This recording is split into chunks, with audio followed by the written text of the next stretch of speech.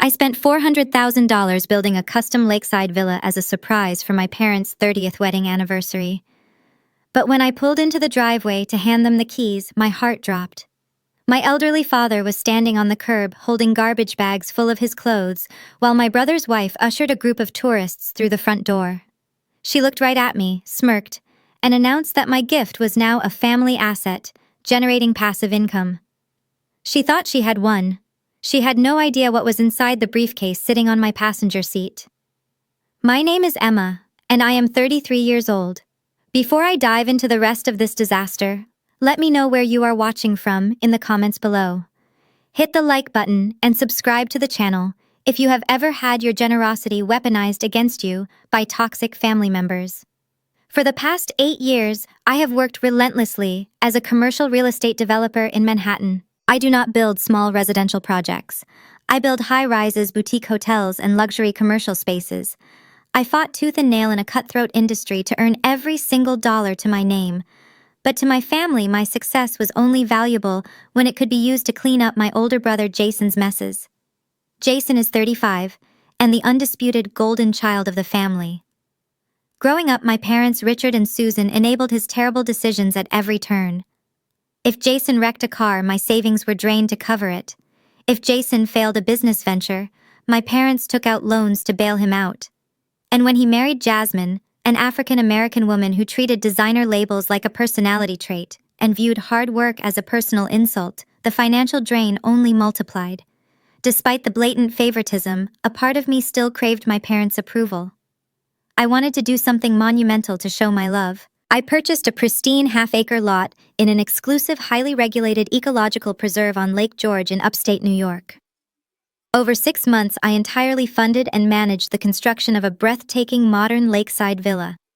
It featured floor-to-ceiling glass windows, heated hardwood floors, and a wrap-around deck overlooking the water.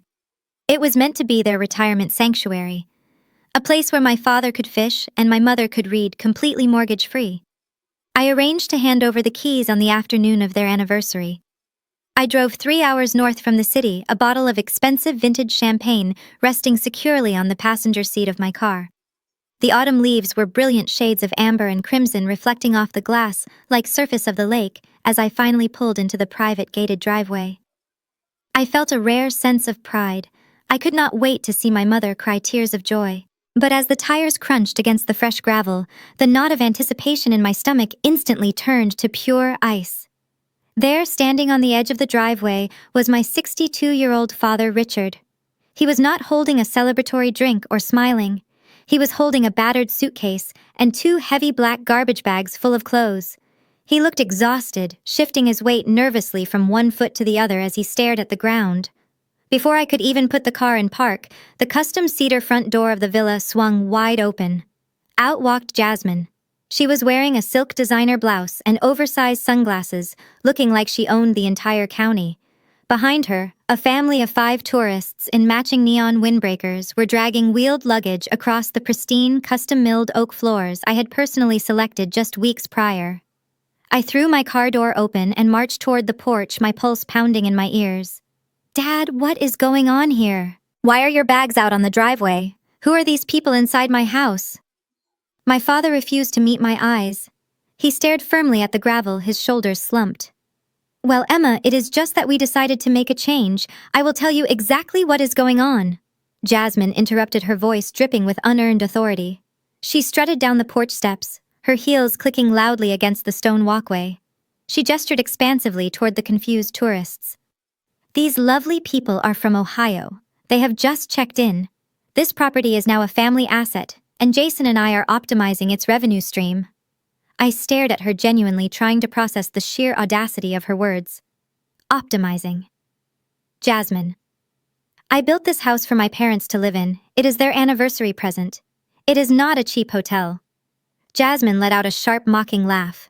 She adjusted her sunglasses and looked at me as if I were a slow child. "Emma, please, look around. This house is way too big for 2 seniors to manage. Plus, Jason and I have a baby on the way. We have a future to build. Your brother and I decided to list it on a short-term rental site. We have already secured a massive corporate booking for the entire winter." "You did what?"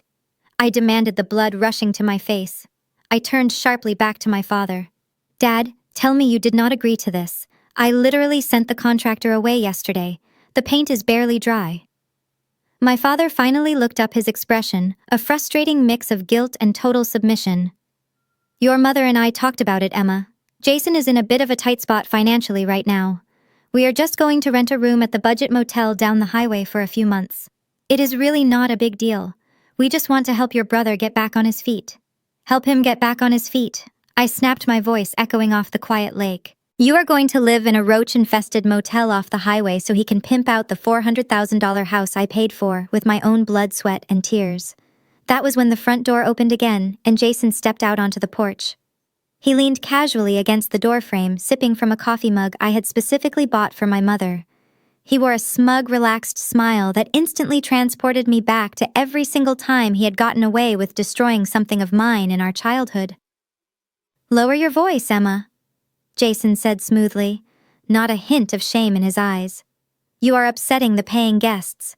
They paid a premium for a quiet lakeside retreat, not a front row seat to one of your emotional meltdowns. I stepped up onto the bottom stair of the porch, entirely ignoring the tourists who were now awkwardly lingering in the foyer. My emotional meltdowns. Jason, get these people out of my house right now. You do not have the right to rent this property out to anyone. Jason chuckled, walking down the steps to wrap his arm possessively around Jasmine. Correction, little sister. It is not your house anymore. You gifted it to Mom and Dad. And Mom and Dad, being the generous, family-oriented people that they are, realized that their son needed the capital much more than they needed a fancy vacation home. I stared at him. The sheer entitlement in his voice made my blood boil. Capital. Is that what we are calling your staggering financial incompetence now? What exactly did you do this time, Jason? Did you blow another angel investment? Did you gamble away another business loan? Jasmine stepped forward, her perfectly manicured hand resting on her hip. Do not speak to my husband like that. For your information, Jason had a temporary setback with his cryptocurrency portfolio. The market fluctuated. We currently have $50,000 in credit card debt. Unlike you sitting in your fancy Manhattan office hoarding your wealth, your parents actually care about their grandchild's future. I looked between the two of them in absolute disbelief. So let me get this straight. I spent over a year navigating local zoning boards, hiring the best architects in the state, and draining my own personal savings to build a handicap-accessible state-of-the-art home so our parents would not have to climb stairs in their old age. And your brilliant solution to your own reckless spending is to kick them out onto the street and turn their anniversary present into a frat house. It is not a frat house. Jasmine snapped, her voice rising an octave. We are charging $800 a night. We are running a premium hospitality business. You should be taking notes, Emma. This is how you generate real passive income. Jason needed capital to leverage his next venture. The rental market here is booming. We already collected a $100,000 advance for a 6-month corporate retreat booking starting next week. The cash is already in our checking account. We used a portion to buy luxury linens. The delusion was staggering. You let strangers sleep in the beds I bought for Mom and Dad. You stole a house. I turned to my father, who was still avoiding eye contact. Dad, tell me you did not actually agree to this madness. I literally sent the contractor away yesterday. The paint on the trim is barely dry. Before my father could speak, my mother Susan emerged from the side of the house. She carried a cardboard box of kitchen spices and framed family photos. She looked tired, but the moment she saw me, her expression hardened into the familiar look of maternal disappointment she usually reserved only for me. Please stop shouting, my mother said, setting the box down on the sedan. It makes perfect financial sense. Jason and Jasmine are struggling right now. You have plenty of money. Why do you always have to be so selfish? Selfish. The word hit me like a physical blow.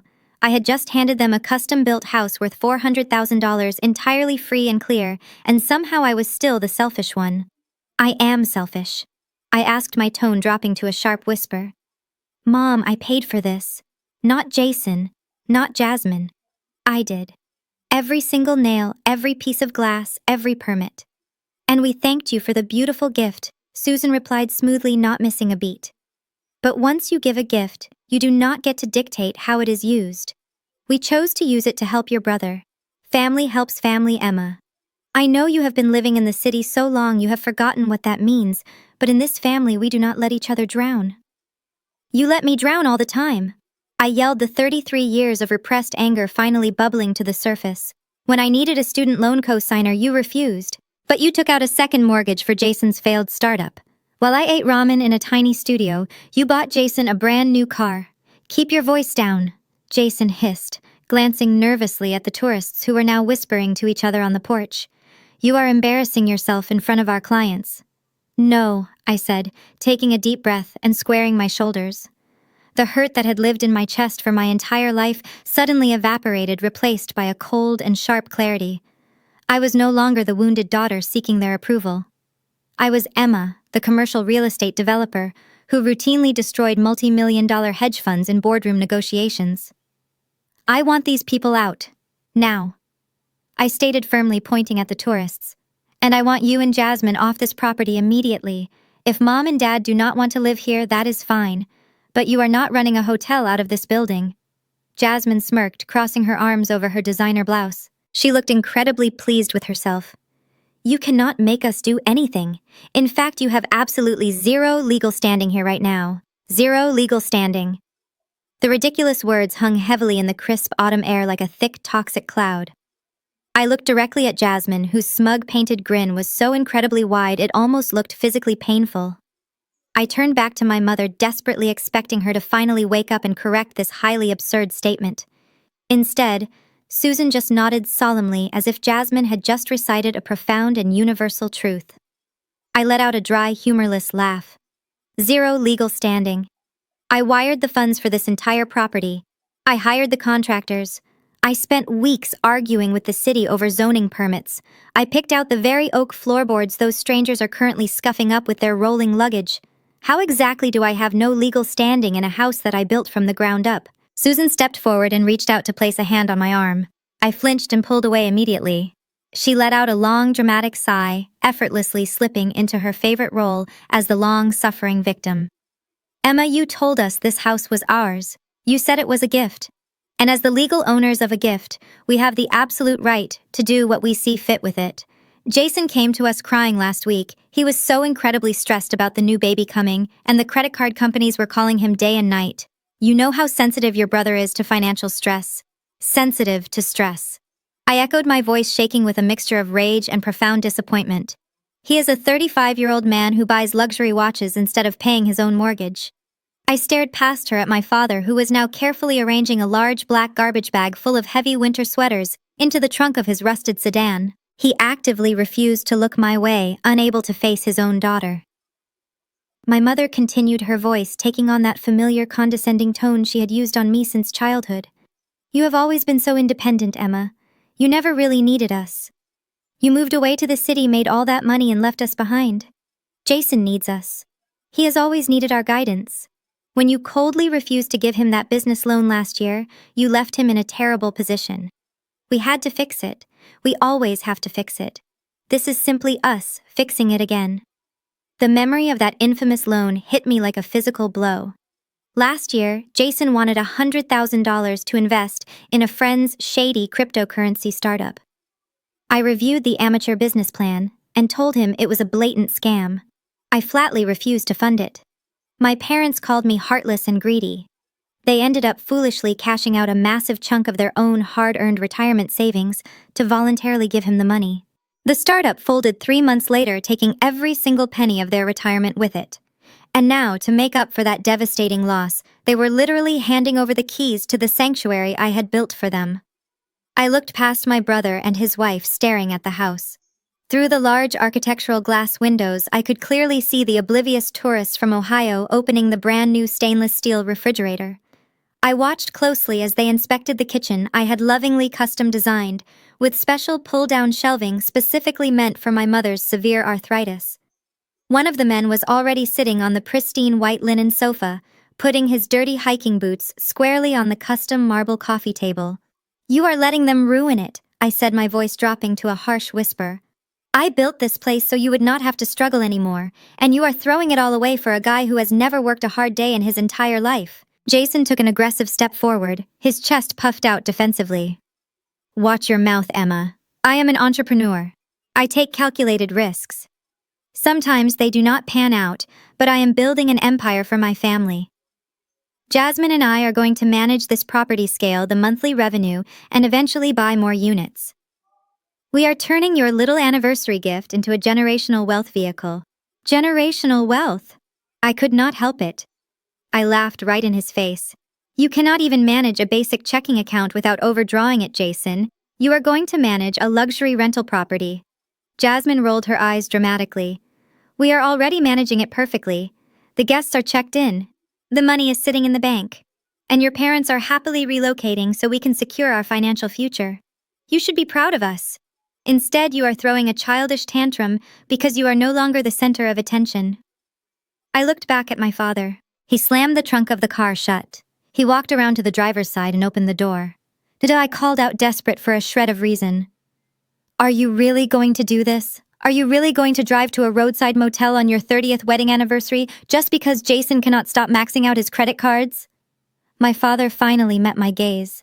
His eyes were tired and utterly defeated. We have to, Emma. He is our son. He is going to give us a grandchild soon. We have to make sacrifices. It is what loving families do. He got into the car and started the engine. The old motor sputtered and coughed loudly, providing a stark, pathetic contrast to the sleek, modern mansion looming directly behind him. My mother gave me one last disapproving glare before walking over and climbing into the passenger seat. They were actually leaving. They were abandoning the dream home I built for them to go sleep on a stained mattress in a budget motel, all to subsidize my brother's delusion. I stood frozen on this driveway, watching my father's rusted sedan disappear down the winding road. My own parents had just driven away from a $400,000 custom-built luxury home to sleep in a roadside motel. They did it willingly. They did it to protect a 35-year-old man who was currently grinning at me from the front porch. Jasmine walked slowly down the steps, the gravel crunching beneath her expensive designer heels. You can stop looking so dramatic, Emma, she said, her voice dripping with pure condescension. You act like you gave them the moon. It is just a house. Anyone with a checkbook can hire a contractor. You just threw money at a problem because you lack any actual emotional connection to this family. I turned my attention to her, my jaw clenched so hard my teeth ached. I threw money at a problem, Jasmine. I spent an entire year designing every single inch of this place. I built a heated fishing dock for my father. This was not a real estate investment. It was an act of love. Jasmine scoffed, waving her hand dismissively. Please, you did it for your own ego. You wanted to play the role of the rich, successful savior to make Jason look bad. But Jason is the one with actual vision. He saw an underutilized asset and immediately figured out how to monetize it. That takes business acumen. You just build things. Jason builds wealth. We are taking this family to the next level, and you are just mad because we outsmarted you. Outsmarted me. I repeated the words slowly, letting the sheer absurdity of her statement wash over me. I looked past her shoulder. Inside the house, the tourists from Ohio were fully settling in. I could practically hear the deep scratches forming in the wood. A woman in a neon windbreaker was haphazardly tossing heavy suitcases onto the pristine white linen sofa. They were treating my masterpiece like a cheap highway rest stop. Jason walked down to join his wife, slipping his hand comfortably into hers. He looked at the tourists inside and smiled proudly, completely blind to the damage they were already causing. Look at that, Emma. Passive income in action. In fact, since the first $100,000 already cleared our account, Jasmine and I decided to host our own little celebration here this afternoon. Your celebration? I asked, my voice dangerously calm. Yes, Jasmine chimed in, her eyes gleaming with greed. We are hosting a catered garden party on the back lawn to celebrate our new business venture. We invited about 50 of our friends from the city. They should be arriving in a few hours. We are using the advance money to network and find new investors for our next property. I stared at them. They had not only stolen my parents' anniversary present to pay off their own credit card debt, but they were also using the rental advance to throw themselves a lavish party on my dime. They were going to parade around my property drinking expensive champagne, acting like self-made real estate moguls in front of their pretentious friends. You are going to throw a party here, I said, keeping my tone neutral. Jason nodded, completely misreading my calm demeanor as defeat. Exactly. And honestly, Emma, you are welcome to stay if you want. You could learn a thing or two about networking. Maybe you could even help point people toward the portable toilets we rented. We do not want too many people using the indoor plumbing and ruining the septic system." He wanted to parade me around in front of his friends as the defeated younger sister. He wanted me to watch him play the role of the successful patriarch while my actual parents sat in a motel room eating cheap takeout. A strange sense of absolute tranquility suddenly washed over me. The anger completely vanished, replaced by a cold, calculating focus. I realized in that exact moment that fighting with them was entirely pointless. They were so deeply entrenched in their own delusions of grandeur that words would never reach them. They needed to feel harsh reality crash down on them. They needed to believe they had completely won before I pulled the rug out from under their feet. I looked at Jason taking in his smug smile and his expensive watch. I looked at Jasmine admiring her designer clothes purchased with stolen money. "You know what, Jason," I said softly. "I think I will stay for the party. I would love to see your grand vision in action. I would love to see exactly how you manage this new generational wealth. See? I knew you would eventually come around to my way of thinking." Jason turned his back to me, satisfied with his victory. He walked up the porch steps, joining their guests. The heavy door shut, leaving me standing alone. I stared at where my parents had just parked. I needed to hear it directly from my father without Jason breathing down his neck. I quickly started my Audi. I knew exactly which budget motel they were heading to. It was the only one within a 10-mile radius, a run-down cinder-block building sitting right off the noisy interstate. I pulled out of the gated driveway and drove down the winding road, the autumn scenery now feeling entirely hollow. It took me less than 10 minutes to find them. Their rusted sedan was parked awkwardly outside room 12. The neon sign above the office flickered with a harsh buzzing sound. Paint was peeling off the exterior walls in ugly flakes, and a faint smell of stale cigarettes hung in the cold air.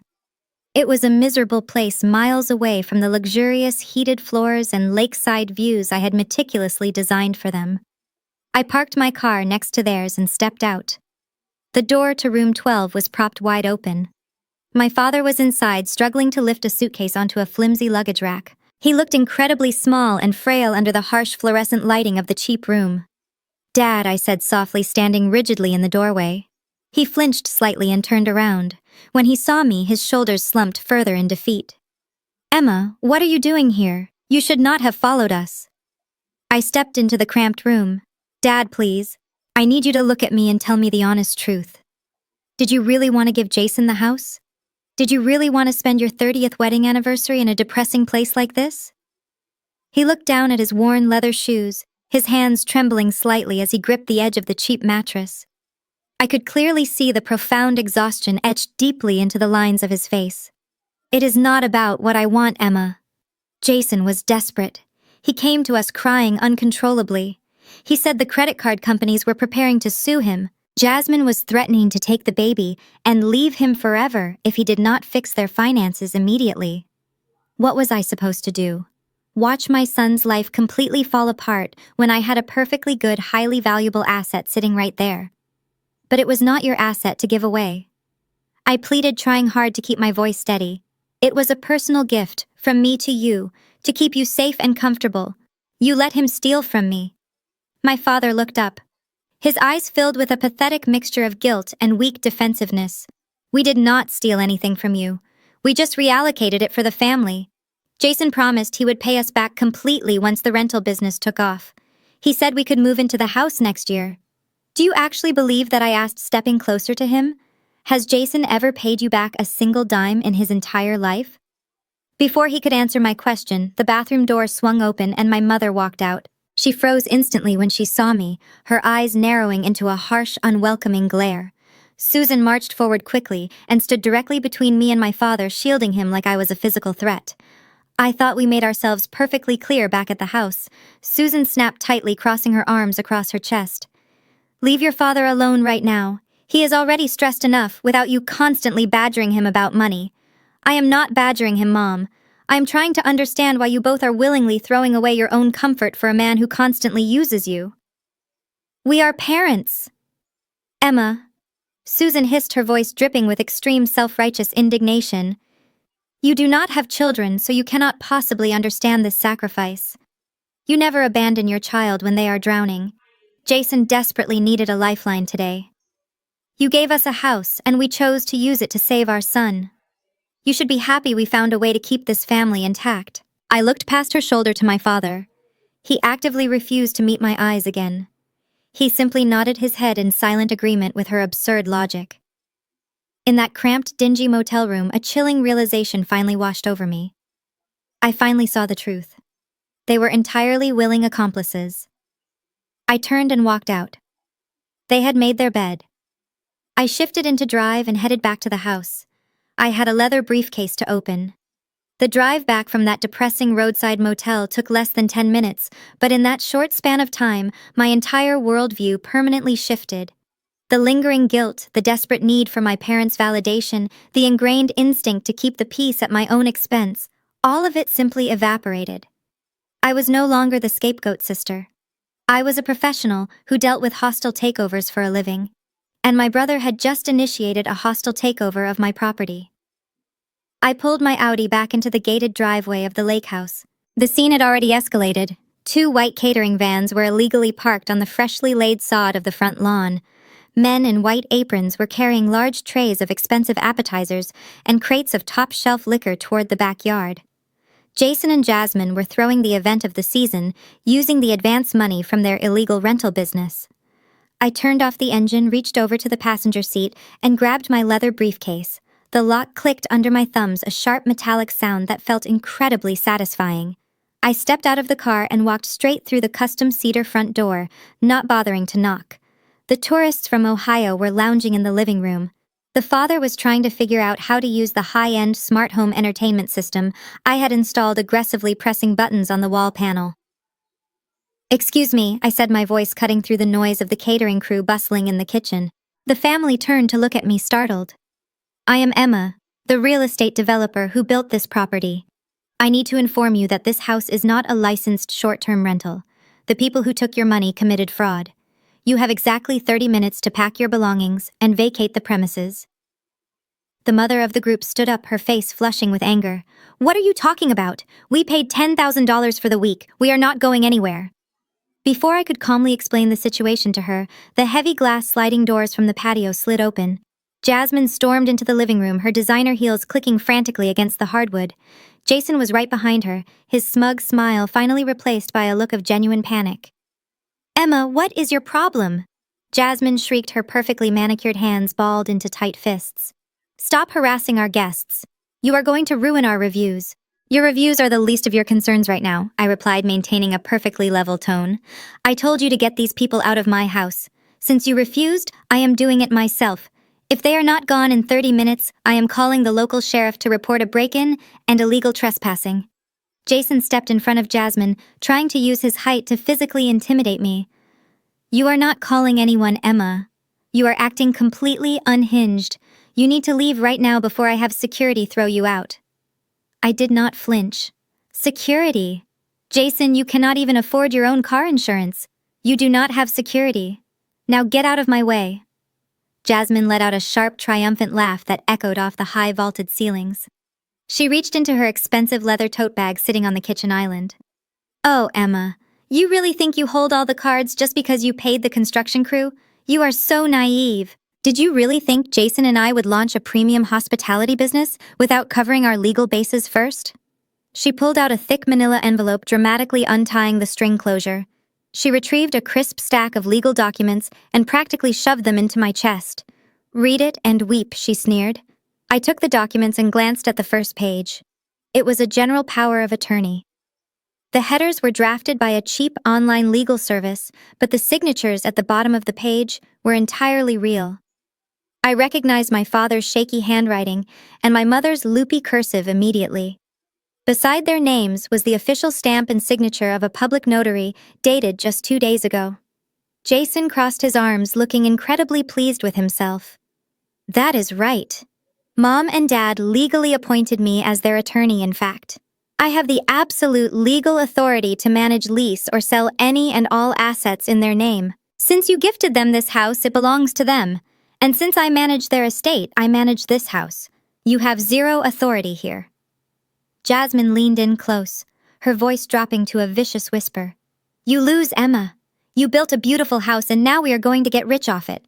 So take your little leather briefcase, get back in your car, and drive back to your miserable, lonely life in the city. Do not let the door hit you on the way out. I looked down at the notarized document in my hands. To an average person, this piece of paper would be a devastating blow. It looked official. It looked bulletproof. It gave Jason complete control over our parents' lives. But I was not an average person. I was a commercial real estate developer, and looking at that ridiculous piece of paper, I had to bite the inside of my cheek to stop myself from laughing out loud. I smoothed out the crease in the cheap printer paper and handed the notarized document back to Jasmine. I kept my expression completely blank. Jason took my silence as a total surrender. He puffed out his chest and took a step forward, practically vibrating with unearned pride. "You see?" Emma, Jason said, his voice loud enough for the confused tourists in the living room to hear.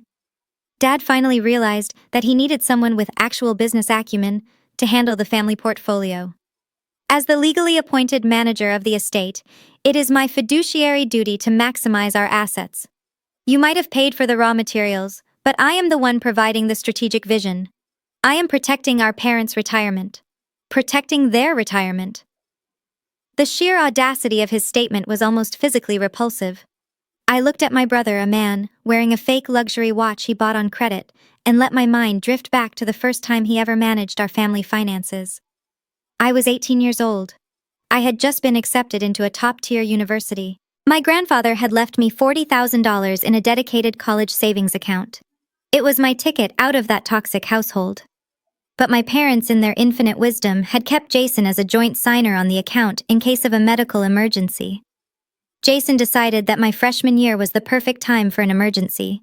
He convinced my parents that higher education was a scam and that he had found a guaranteed investment in a revolutionary energy drink startup. Without asking me, he drained my entire college fund and handed it over to a guy he met at a local gym. The company filed for bankruptcy 30 days later. The founder fled the state. My $40,000 vanished into thin air. I spent the next 4 years working 3 miserable minimum wage jobs and taking on massive student loans just to keep my head above water, while Jason walked away without a single consequence. My parents simply called it a tough learning experience for him and told me to stop holding a grudge. And now this same man was standing in the middle of a custom-built luxury home, claiming he was the guardian of the family portfolio. "I see," I said, keeping my tone remarkably even. "So you are the legal manager of the estate now. That is a very impressive title, Jason. Tell me, as the manager, have you reviewed the specific tax implications of running a commercial enterprise in an ecologically protected residential zone?" Jason waved his hand dismissively, clearly annoyed that I was not breaking down in tears. "Do not try to bore me with your bureaucratic zoning nonsense, Emma. We have an accountant. We are running everything through the proper channels. Jasmine has already set up the corporate paperwork." Jasmine nodded vigorously, crossing her arms. "That is right. We are completely insulated from any personal liability. We are operating as a legitimate corporate entity. You are just trying to use big words to scare us, because your little plan to be the family savior completely backfired." I nodded slowly, pretending to digest this incredibly flawed legal theory. A legitimate corporate entity. That is fascinating. So this power of attorney gives you the absolute right to lease assets owned by Mom and Dad. Exactly. Jason snapped, pointing a finger at my face. "So stop harassing our paying guests and get out of our house. We have a catered garden party to host and you are killing the vibe." The mother of the tourist family from Ohio stepped forward, looking incredibly uncomfortable. She clutched her purse tightly against her chest. "Excuse me," she said, her voice trembling slightly. "We do not want any trouble. If there is a dispute over the ownership of the property, we would prefer to just get a full refund and find another place to stay." Jasmine immediately spun around, her aggressive demeanor softening into a sickeningly sweet customer service smile. "Oh, absolutely not. There is no dispute at all. My sister-in-law is just having a minor emotional episode. She is leaving right now. Please go enjoy the lake. There are fresh towels in the master suite." I looked at the terrified family, then back to my brother and his wife. They were so incredibly confident in their stolen authority. They genuinely believed that a basic boilerplate document they downloaded off the internet gave them the power to conquer the world. I knew that if I kicked the tourists out right now, Jason and Jasmine would just play the victims. They would spin the narrative, cry to my parents, and claim I ruined their brilliant business venture out of pure jealousy. I needed a bigger audience. I needed them to publicly claim ownership of their fraud before I destroyed it. I took a step back toward the front door. You know what, Jason? You are absolutely right. You have a notarized document. You are the manager of the estate. Who am I to stand in the way of your brilliant strategic vision? Jason smirked, crossing his arms. Glad you finally came to your senses. I am going to head to the backyard, I said casually. I think I would like a glass of that expensive champagne you bought with the advance money. Let us see how the new real estate moguls entertain their guests. I walked through the expansive kitchen and pushed open the heavy glass doors leading to the back patio. The crisp autumn air hit my face, carrying the smell of expensive catered food and the heavy bass of a live DJ. I stood on the edge of the custom mahogany deck I had designed specifically for my father to enjoy his morning coffee. It had been completely transformed into a pretentious networking mixer. There was absolutely no sign that this was supposed to be a 30th wedding anniversary celebration. There were no silver banners blowing in the wind. There were no framed photos of my parents displaying their 3 decades of marriage. There was no anniversary cake waiting to be cut. Instead, the sprawling green lawn was covered with white linen cocktail tables, an extravagant oyster bar, and a massive ice sculpture carved into the shape of a $sign. Jasmine had taken the $100,000 advance from the illegal corporate booking and thrown herself a massive launch party. She invited her entire social circle from the city. The backyard was filled with about 50 people I had never seen before in my life. There were crypto bros in tailored suits aggressively pitching tech startups. There were social media influencers holding up glasses of vintage champagne, taking selfies with the lake in the background. It looked like a cheap parody of wealth. I walked slowly down the steps and merged into the crowd. Nobody paid any attention to me. To them, I was just another guest at Jasmine and Jason's lavish estate. I watched a waiter walk by carrying a silver tray of caviar blinis. I grabbed one and took a bite. It was delicious. It was also paid for with stolen money and built on the foundation of my parents' displacement. I spotted Jasmine standing near the edge of the heated infinity pool I had installed for my mother's water therapy. She was holding court with a group of women wearing identical oversized designer sunglasses. Jasmine was speaking loudly, making sure everyone around her could hear her exaggerated success story. We just knew we had to diversify our portfolio, Jasmine said, taking a sip from her crystal flute. Jason has such an incredible eye for undervalued properties. We saw this little lake house and immediately knew its potential. We did a complete gut renovation. It was exhausting, but you have to put in the sweat equity if you want to see real returns in this market. I stopped dead in my tracks. A complete gut renovation. She was actually claiming she built this house. She was standing on the cedar decking. I paid for looking at the custom windows I sourced and taking complete credit for every single ounce of my hard work. One of the women gasped in admiration. That is so inspiring, Jasmine. Managing a massive renovation while pregnant takes so much dedication. Are your in-laws still involved in the property at all? Jasmine waved her hand dismissively, letting out a heavy sigh. Oh, Richard's parents are sweet, but they are from a different generation. They do not understand the aggressive nature of modern real estate.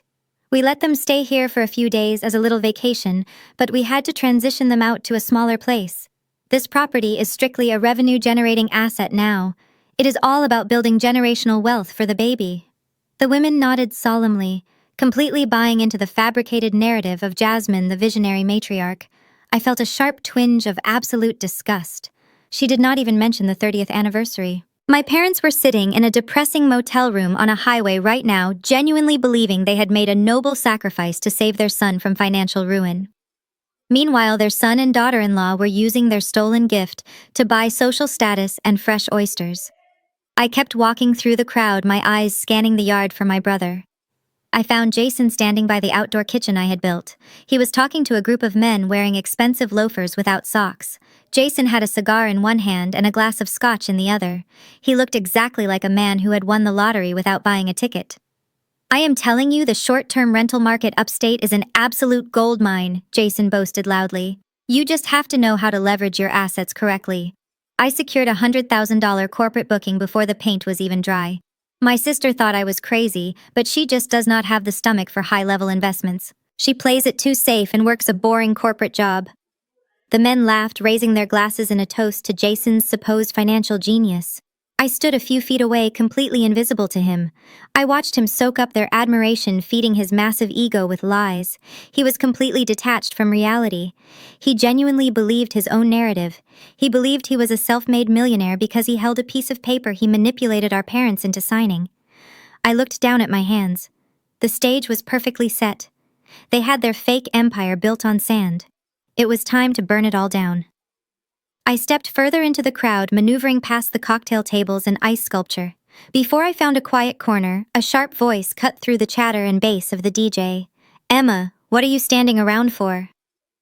I turned to see Jasmine marching toward me. She held a crystal flute in one hand and a crumpled napkin in the other. She looked me up and down, her expression contorting into a mask of pure annoyance. "If you stay at our party, make yourself useful," Jasmine commanded, shoving the sticky napkin into my hand. "The catering staff is overwhelmed. Go into the kitchen and tell the servers to bring out more crab cakes, and clear those empty glasses from the tables near the pool. We have important investors here, and I will not have this looking like a frat house." I looked down at the crumpled napkin, then back up at her perfectly contoured face. She was not joking. She genuinely wanted to use me as unpaid help at a party funded by the illegal rental of my property. I could have screamed.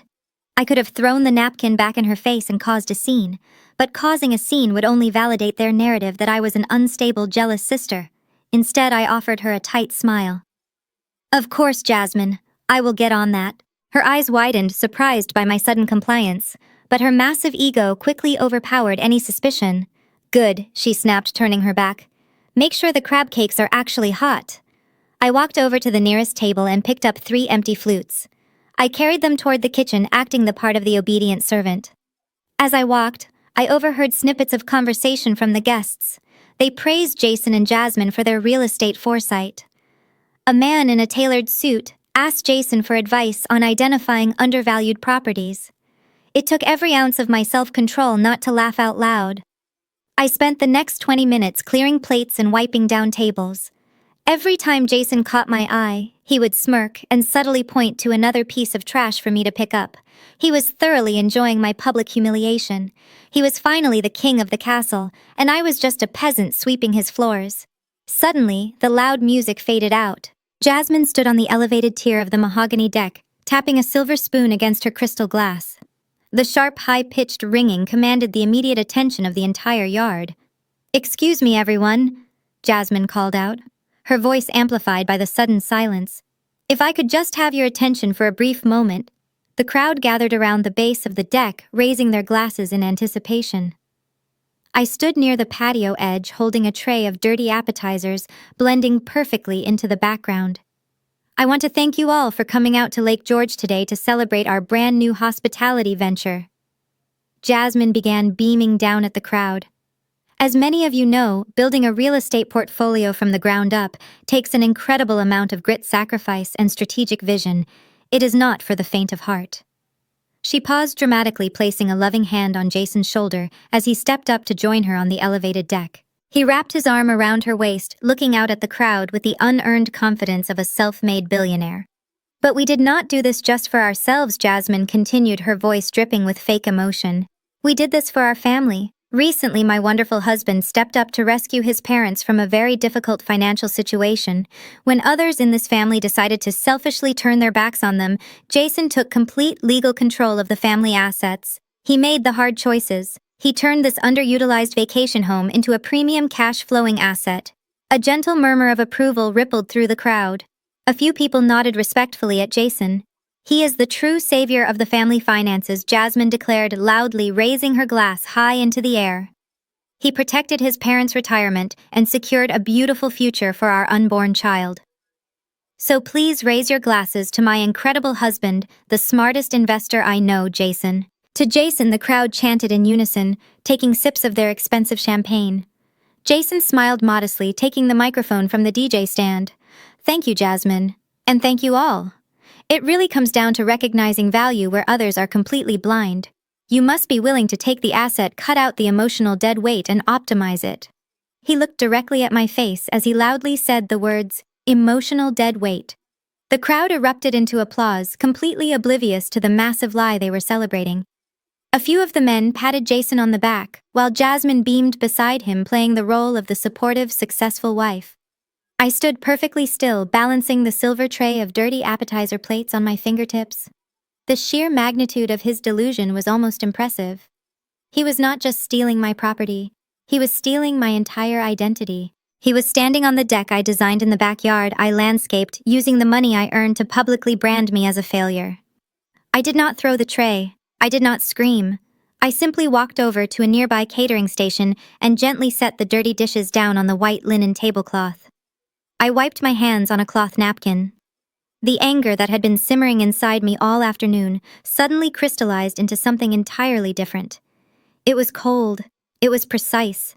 It was the exact feeling I got right before closing a brutal corporate acquisition. Just as I discarded the napkin, I felt a sharp, continuous buzzing in the pocket of my slacks. I reached in and pulled out my phone. The screen lit up with 3 consecutive text messages from Diana, my executive assistant back in Manhattan. Diana was sharp, ruthless, and highly efficient. When I had left the budget motel earlier, I had made a 2-minute phone call to her, giving her a very specific list of urgent tasks. I opened the message thread. The first text read, "HOA, board president has been contacted." I sent him the link to the live rental listing and the photos of the catering vans parked on the grass. He is absolutely furious. The ecological preserve bylaws strictly prohibit any commercial activity. Maximum daily fines are being drafted right now. I smiled slightly and read the second message. I ran the tax identification numbers. Jasmine registered the short-term rental income using her personal Social Security number to get the direct deposit advance. I just submitted the expedited fraud report to the IRS tip line. She is officially on their radar for operating an unlicensed commercial business. The third and final text was the absolute best one. The County Sheriff Dispatch has confirmed receipt of the trespassing complaint. A patrol car is en route to the property to remove unauthorized commercial occupants.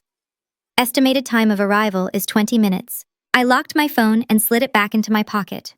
The heavy weight that had been sitting on my chest since I first pulled into the driveway completely vanished. The trap was set.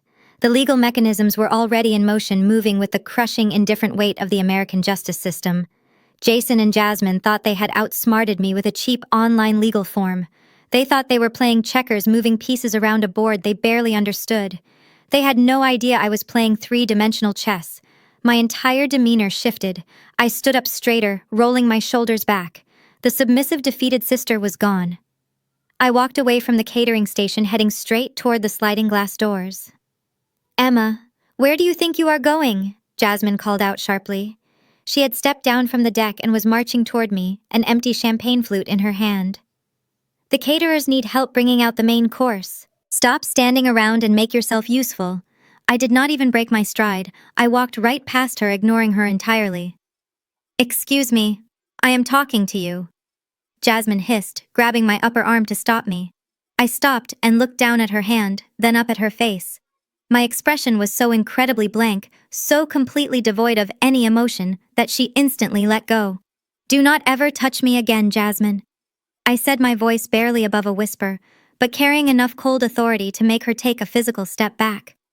I turned away and walked through the sliding glass doors, stepping back into the living room. The tourists from Ohio were still there, unpacking groceries in my custom kitchen. I ignored them too. I walked straight down the hallway, pushed open the heavy cedar front door, and stepped out into the crisp afternoon air. My Audi was parked exactly where I had left it. I walked around to the passenger side and opened the door. I had brought the leather briefcase inside earlier, but realizing I needed the full legal dossier to properly dismantle them in public, I had tossed it back onto the leather seat when I went to confront the tourists. I reached in and grabbed the thick, heavy handle. This briefcase did not hold cheap internet printouts. It held certified deeds, municipal zoning maps, and ironclad corporate ownership structures. It held the absolute destruction of Jason's fake empire. I closed the car door, the heavy thud echoing in the quiet driveway. I gripped the briefcase tightly, feeling the smooth leather against my palm. I turned around and walked back toward the house, my heels striking the pavement with deliberate, rhythmic purpose. It was time to stop cleaning up their messes. It was time to end the party. I gripped the handle of my leather briefcase and walked around the side of the house. The heavy bass from the backyard DJ pulsed against the cedar siding. I bypassed the catering vans and stepped back onto the grass. The party was in full swing. Guests were laughing, clinking glasses, and completely buying into the fraudulent empire my brother had constructed. I did not stop at the catering table this time. I did not pick up any dirty plates. I walked with my head held high, my eyes fixed directly on the elevated mahogany deck where the DJ had set up his equipment. A few guests in tailored suits glanced at me, probably wondering why a woman who had just been clearing appetizers was now marching through the crowd carrying a professional corporate briefcase. I ignored them entirely. My focus was absolute. I reached the base of the deck and climbed the 3 wooden steps. The DJ, a young man wearing a graphic tee and oversized headphones, was bobbing his head with one hand on his digital turntable. He looked up, his expression shifting to pure confusion as I stepped directly into his workspace. I did not ask for permission. I reached right past him and grabbed the spare wireless microphone resting on his table. Before he could protest, I looked down at his mixing board and pushed the main master volume slider all the way down. The heavy bass line vanished instantly. The sudden suffocating silence washed over the entire backyard. It was completely deafening. Conversations came to a screeching halt. 50 pairs of eyes turned toward the deck simultaneously. People lowered their crystal champagne flutes, looking around in utter confusion. I scanned the crowd and found Jason and Jasmine standing near the massive ice sculpture. Jason's smug, self-satisfied smile melted into a harsh scowl the second he saw me standing in front of the audio equipment. Jasmine aggressively pushed past a group of bewildered tech investors, her face flushed with absolute fury. "Excuse me, everyone," I said, my voice projecting clearly and crisply across the manicured green lawn. "I apologize for the sudden interruption to your afternoon networking event. I know you were all having a wonderful time celebrating this brand new generational wealth vehicle." Jasmine marched right up to the base of the wooden deck, her eyes wide with rage. Emma put the microphone down. "Right now," she hissed, trying to keep her voice low but failing miserably. "You are acting completely unhinged. You are embarrassing yourself, and you are ruining our corporate launch. Put it down before I have you physically removed from the premises." I looked down at her and offered a perfectly calm, chilling smile. "You do not have security, Jasmine. And I am entirely sober. I just thought it was only fair that I add a few factual words to the beautiful toast you gave earlier. After all, a launch party this extravagant deserves absolute transparency." I shifted my gaze back to the crowd of confused guests. "A few minutes ago, my brother Jason stood up here and told you all a deeply inspiring story. He told you about his immense grit, his personal sacrifice, and his brilliant strategic vision. He told you that he heroically stepped up to save his elderly parents from severe financial ruin. He painted himself as the visionary who took control of an underutilized family asset and turned it into a premium hospitality business.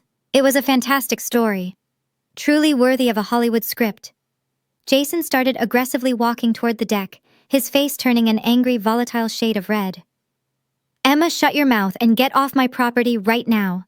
I am the legal manager of this estate. I have the notarized power of attorney. If you do not step down, I will call the police and have you arrested for trespassing."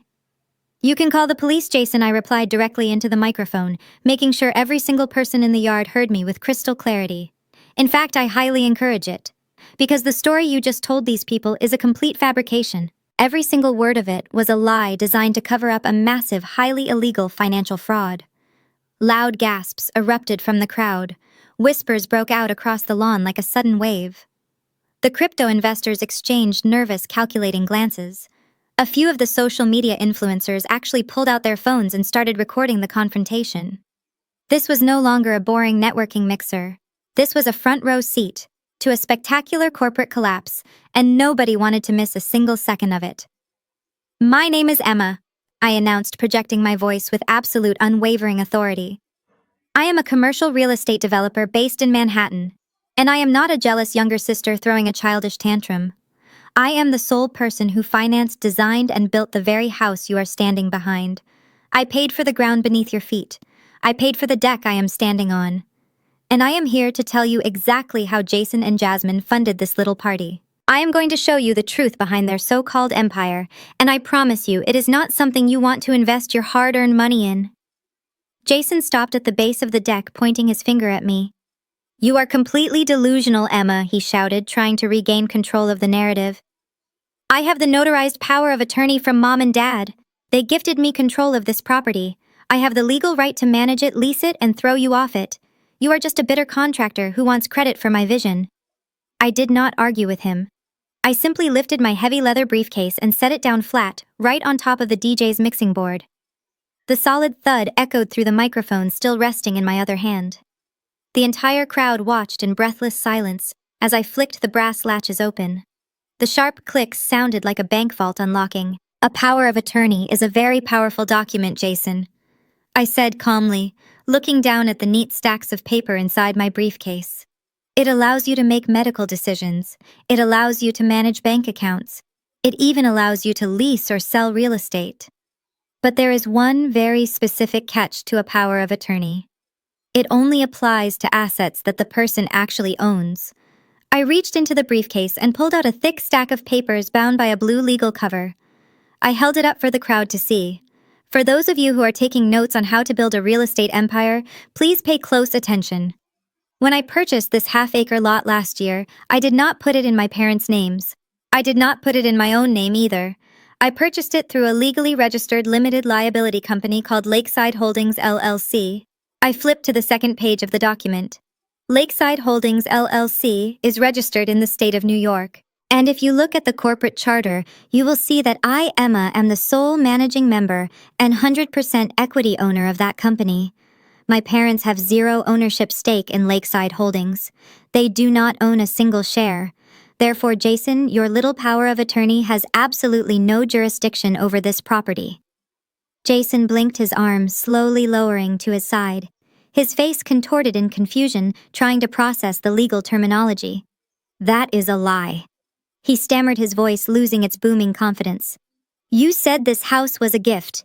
You gave it to them." "I gave them a place to live," I corrected him, my voice echoing across the silent lawn.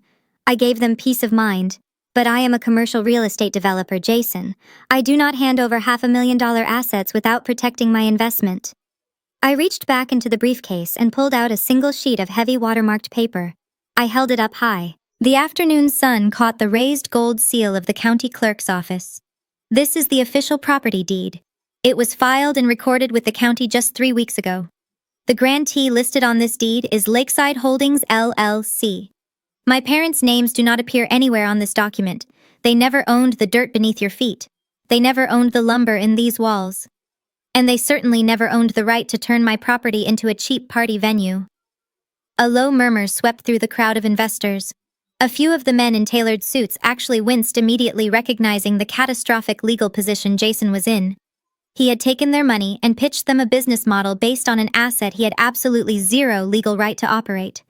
Jasmine pushed her way to the front, her face pale but her eyes still burning with desperate defiance.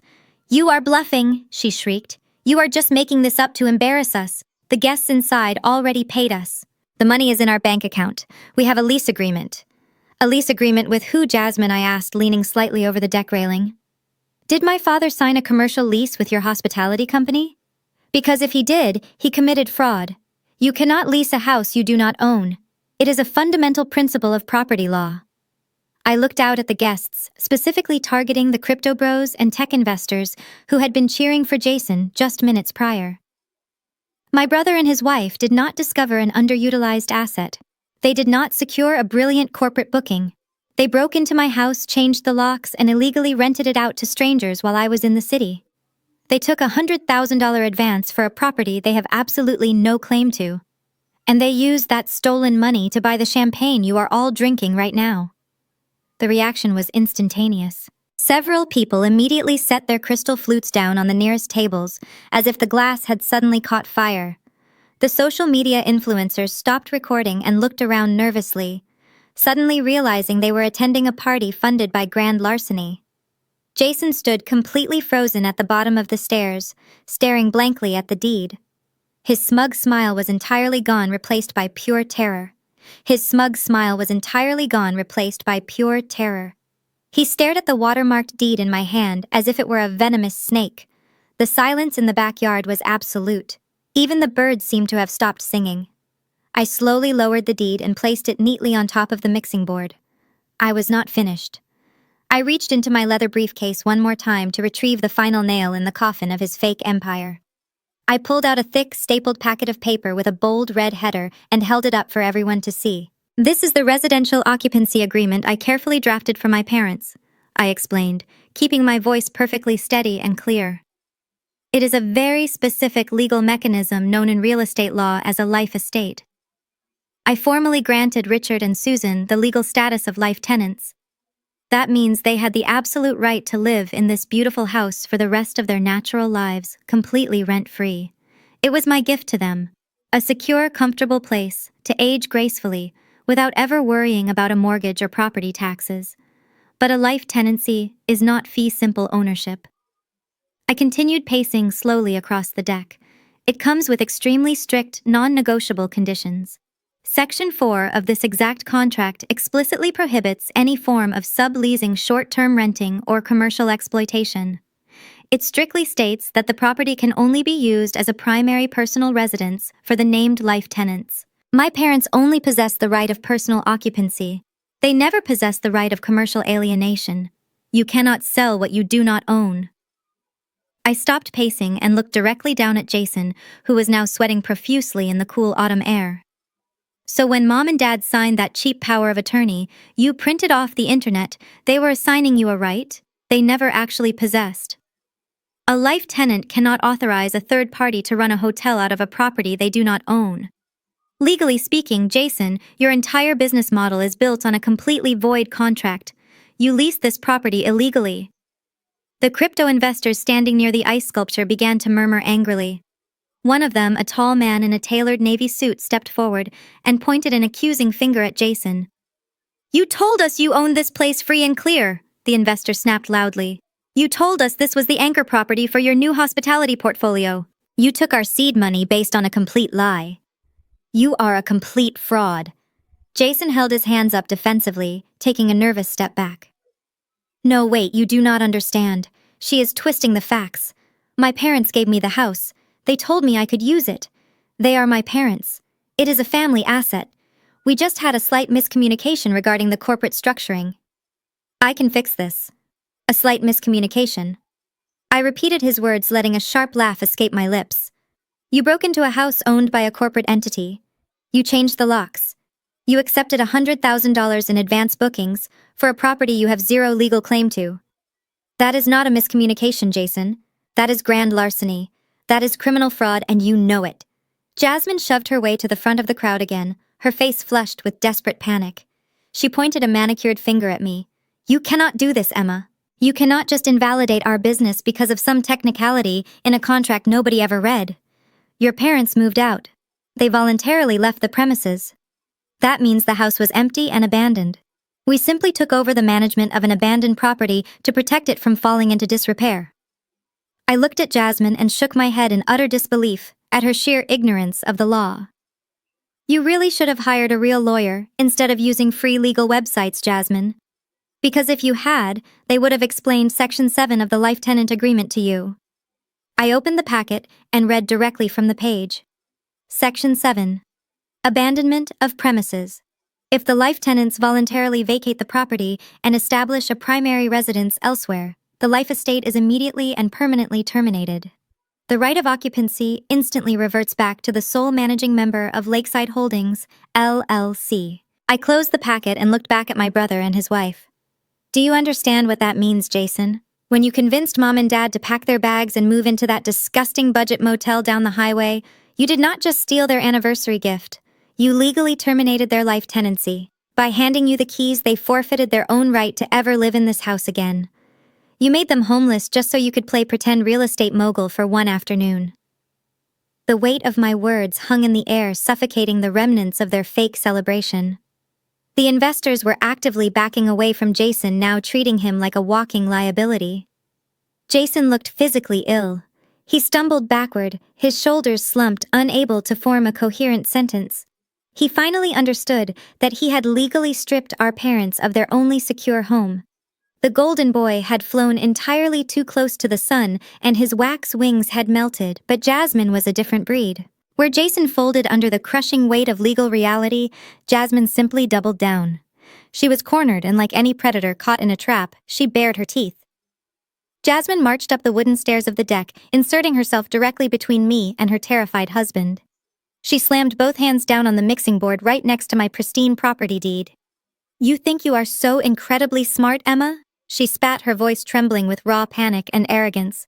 "You think walking out here with a briefcase full of technicalities changes anything in the real world? It does not. You can wave those papers around all you want, but you are completely missing the most important fact. We already won."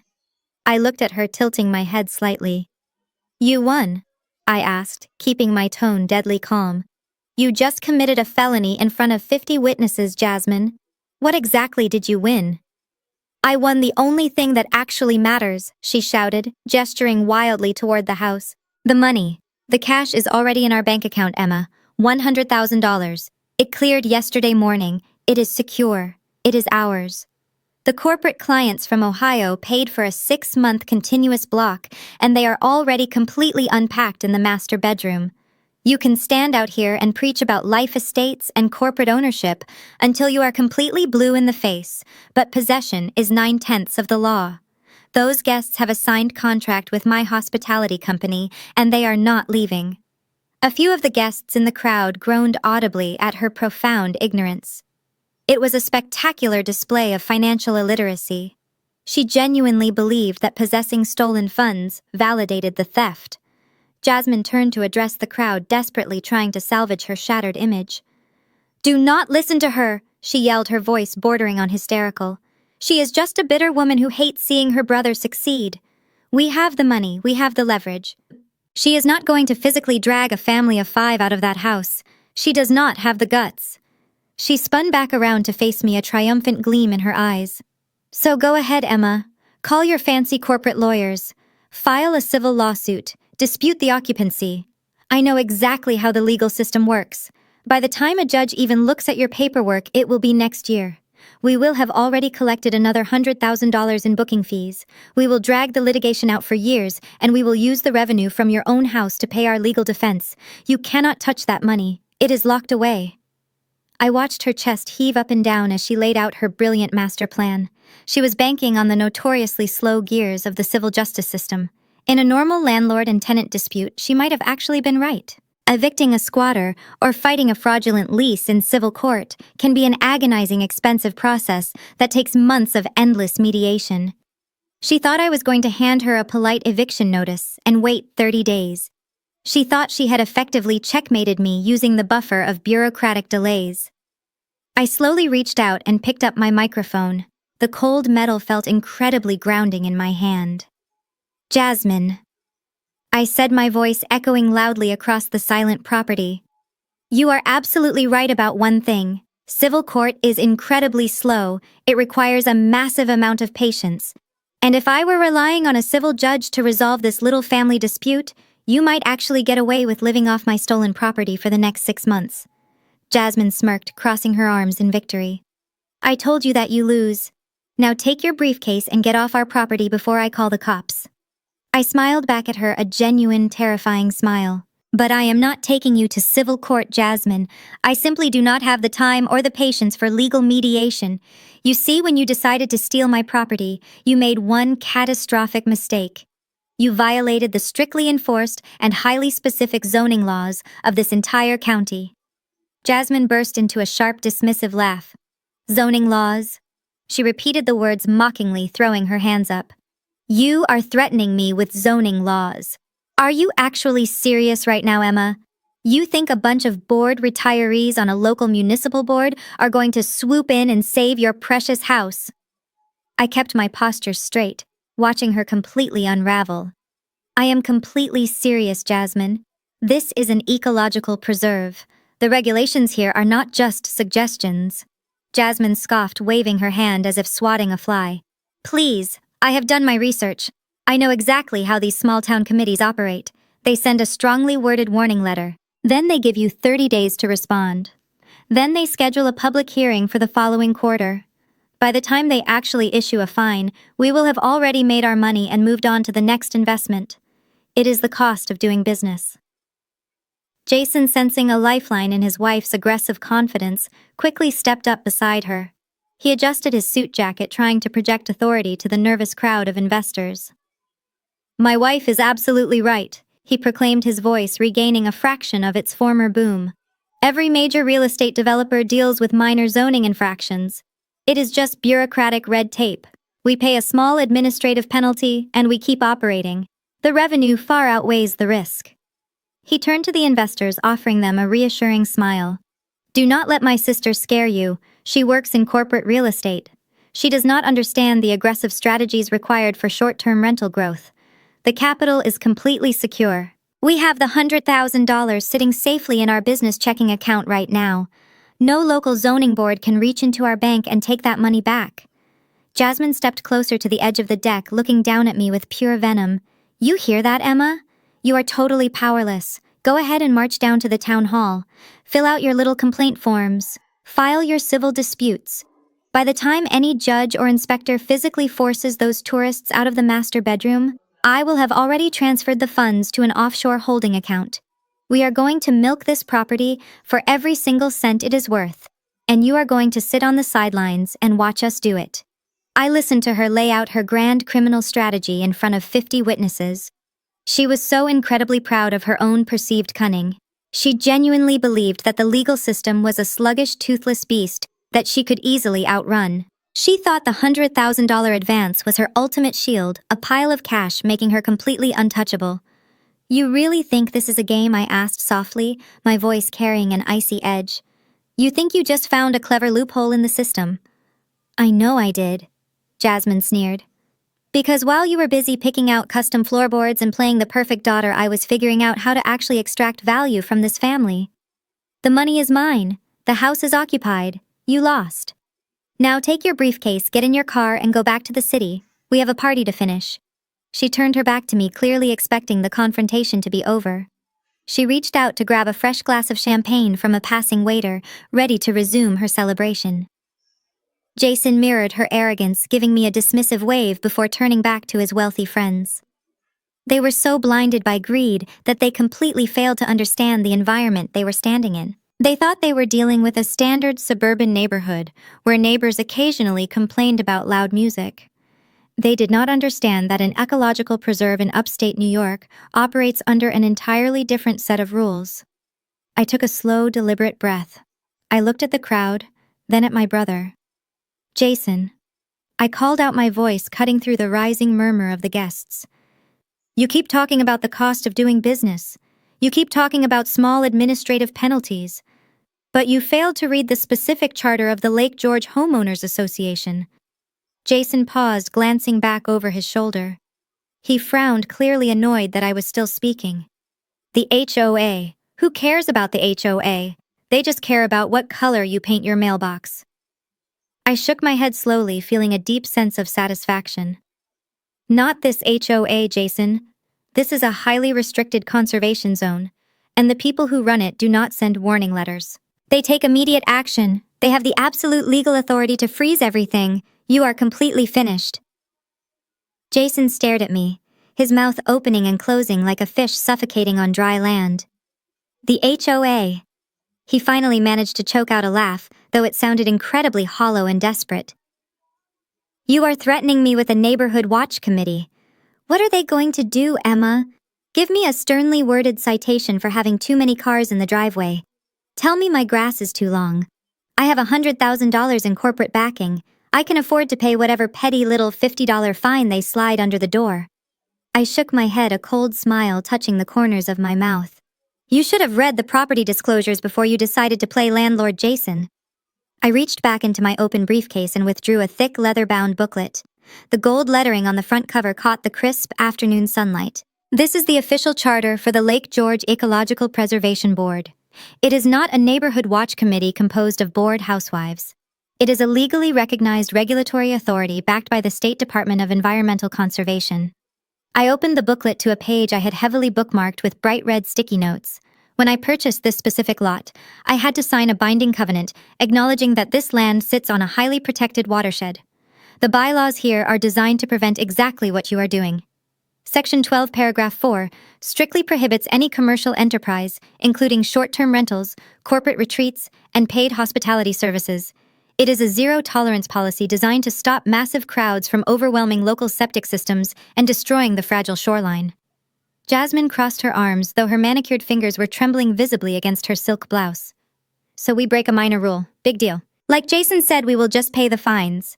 We have the capital to absorb minor operational costs. You are just trying to use big legal words to intimidate us because you know you cannot actually get those tourists out of the house today. You are not listening to me, Jasmine, I said, projecting my voice, so the remaining investors could hear every single devastating detail. This is not a simple parking ticket. The Preservation Board does not issue polite warnings. When an unauthorized commercial event is detected on a protected lot, the board is legally mandated to take immediate emergency action to halt the ecological threat.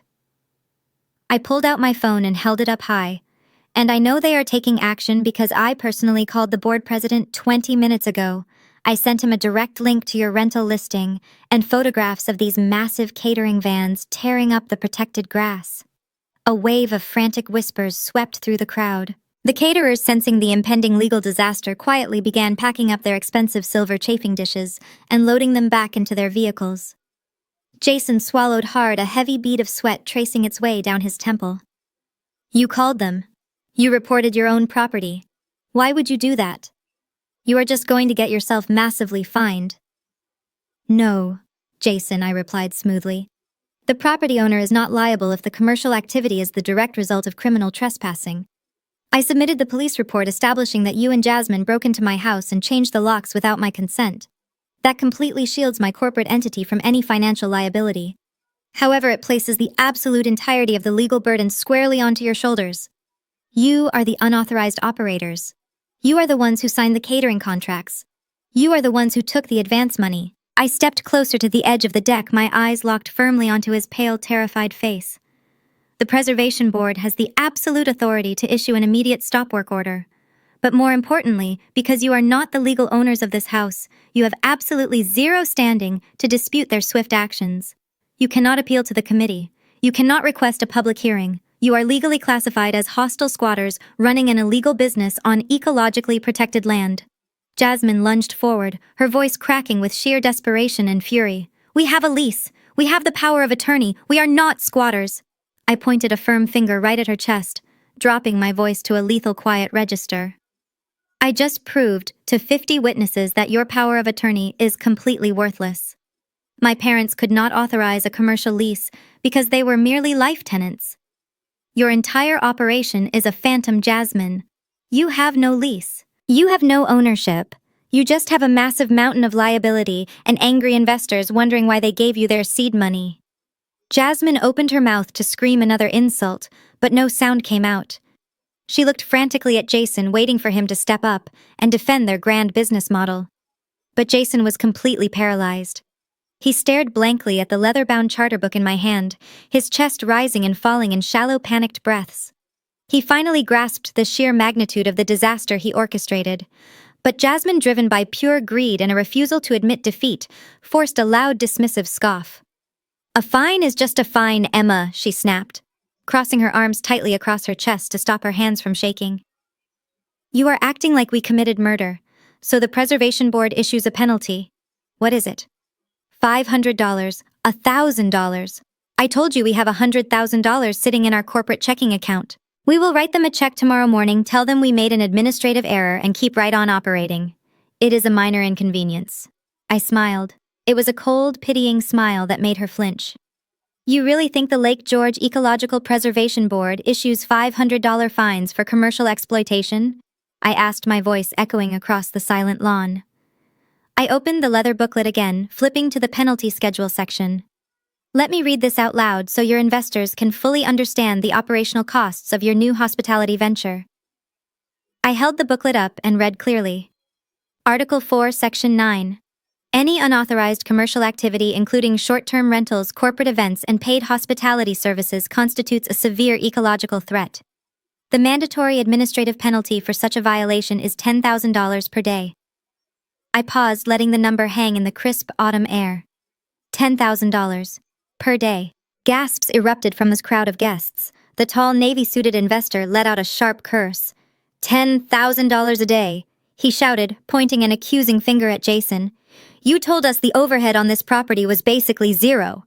I am not finished, I said loudly, cutting through the rising panic. I looked back down at the charter. Furthermore, each distinct commercial activity on the property constitutes a separate daily violation. I closed the booklet and looked directly at Jasmine, who had suddenly turned the color of chalk. Let us do some basic math, Jasmine. You have unauthorized guests occupying the main residence. That is one violation. $10,000. You hired a commercial catering company to park heavy vans on the protected shoreline grass. That is a second violation. Another $10,000. You hired a professional DJ and set up commercial audio equipment in a designated quiet zone. That is a third violation. So, just for today, your little administrative error has racked up $30,000 in immediate fines.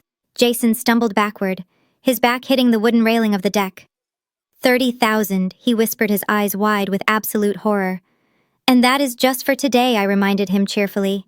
You said the tourists from Ohio booked a 6-month stay, right? That is roughly 180 days. At $10,000 a day, just for the occupancy violation alone, you are looking at $1.8 million in fines by the time their stay is over. Jasmine shook her head vigorously, taking a step back. No, that is illegal. They cannot fine someone $10,000 a day. That is extortion. No judge would ever uphold that in court. It is not a municipal court fine, Jasmine, I explained patiently, enjoying the absolute terror washing over her face. It is a private homeowners association covenant. It is a legally binding contract tied to the land which has been upheld by the state Supreme Court dozens of times. They absolutely can, and they absolutely will, enforce every single penny of it. She swallowed hard, her arrogant facade completely crumbling. Well, they can fine you then, she stammered, pointing a shaking finger at my chest. It is your LLC. You own the property. You are the one on the hook for the fines, not us. We are just the managers. I shook my head slowly. I already explained this to you. The board places the liability on the unauthorized operators when criminal trespassing is involved. My police report completely clears my LLC. The fines go directly to the individuals operating the illegal business. That is you and Jason. Jason suddenly grabbed his hair, letting out a strangled sound of pure panic. We cannot pay $30,000 today, he yelled at his wife. Jasmine, the advance money is gone. We spent $20,000. Jasmine flinched as Jason screamed at her in front of their wealthy guests.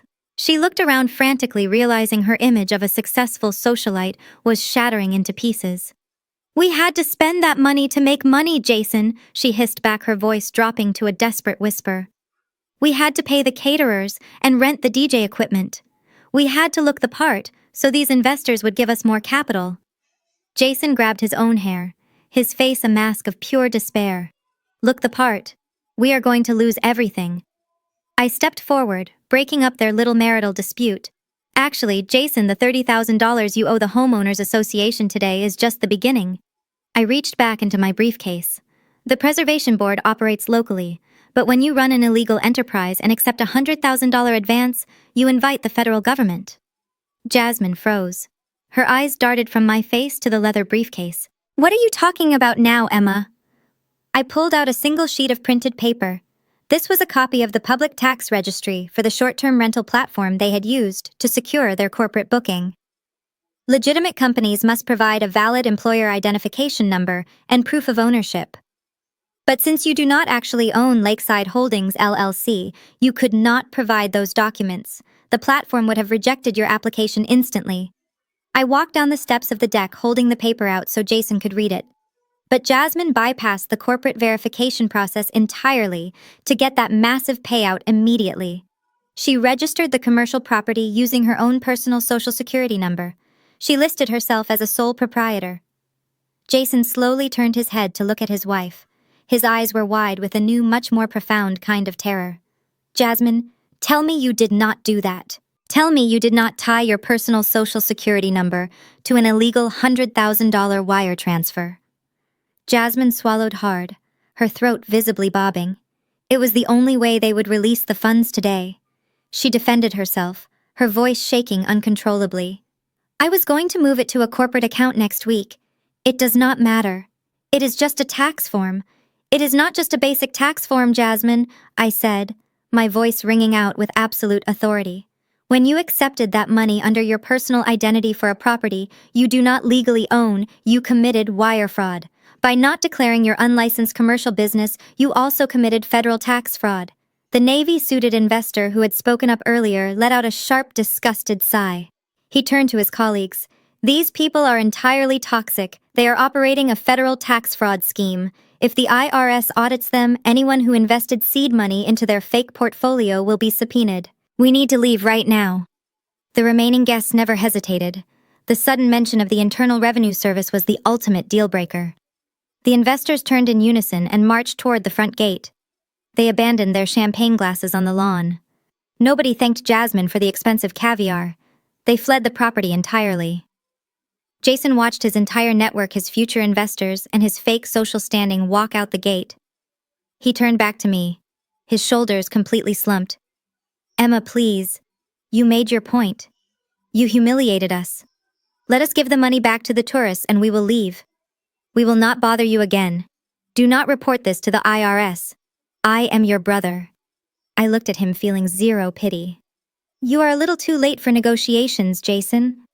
I pulled my phone out of my pocket and tapped the screen. I did not just drive up here to give a speech. While you were toasting your fake genius, my assistant ran background checks on your listing. She discovered the Social Security discrepancy an hour ago. She forwarded your information, the fraudulent lease and bank routing numbers, to the IRS criminal tip line. You are officially on the federal radar. Jasmine let out a piercing shriek. She lunged at me, trying to snatch the phone away. You vindictive witch! You ruined my life! Jason caught her around the waist, pulling her back. Stop it, Jasmine! He yelled, his voice cracking with pure panic. Assaulting her is not going to delete an IRS report. We are going to federal prison. I placed my phone back into my pocket, maintaining my composure. I did not ruin your life, Jasmine. You ruined it yourself the second you decided to steal my parents' gift. The federal government does not care about your ego. Your paper trail leads directly to a prison sentence. The absolute finality of my words seemed to literally drain the remaining color from Jason's face. He stumbled backward and sat down hard on one of the white linen cocktail chairs, burying his face in his hands. Jasmine stood frozen, her mouth opening and closing silently. The few remaining guests were practically sprinting toward the front gate to escape the blast radius of their impending federal indictment. Just as the last catering van hastily backed out of the driveway, the familiar sputtering sound of a failing engine cut through the tense silence. My father's rusted sedan pulled slowly through the open iron gates, awkwardly navigating around the fleeing luxury vehicles. They parked near my Audi, and my parents stepped out. They looked completely exhausted. My father was holding a plastic bag of cheap takeout food from the motel, and my mother was clutching her purse tightly. They had clearly returned to grab something they had forgotten, or perhaps the reality of the roach-infested motel had driven them back to beg Jason for a guest room. They walked toward the backyard, stopping dead in their tracks when they saw the deserted lawn, the abandoned champagne glasses, and Jason sitting with his head in his hands. Jason, what is going on here? My mother asked, her voice trembling as she hurried over to him. Susan dropped her purse on a table. Why is everyone leaving? What happened to your big investor presentation? Jason could not even look at her. He just shook his head, letting out a pathetic, dry sob. I stepped forward, my briefcase resting securely in my hand. I will tell you exactly what happened, Mom. Your golden child just publicly admitted to grand larceny, violated a strict ecological covenant to the tune of $30,000 in daily fines, and committed federal wire fraud using Jasmine's social security number. The IRS Criminal Division is currently reviewing their file. My father dropped the bag of takeout food. The plastic containers hit the grass with a dull thud. He stared at me, then turned his horrified gaze toward Jason. Tax fraud. Jason, tell me she is lying. Tell me you did not mess with the IRS. Jason looked up, his eyes red and frantic. I did not know, Dad. Jasmine handled the platform registration.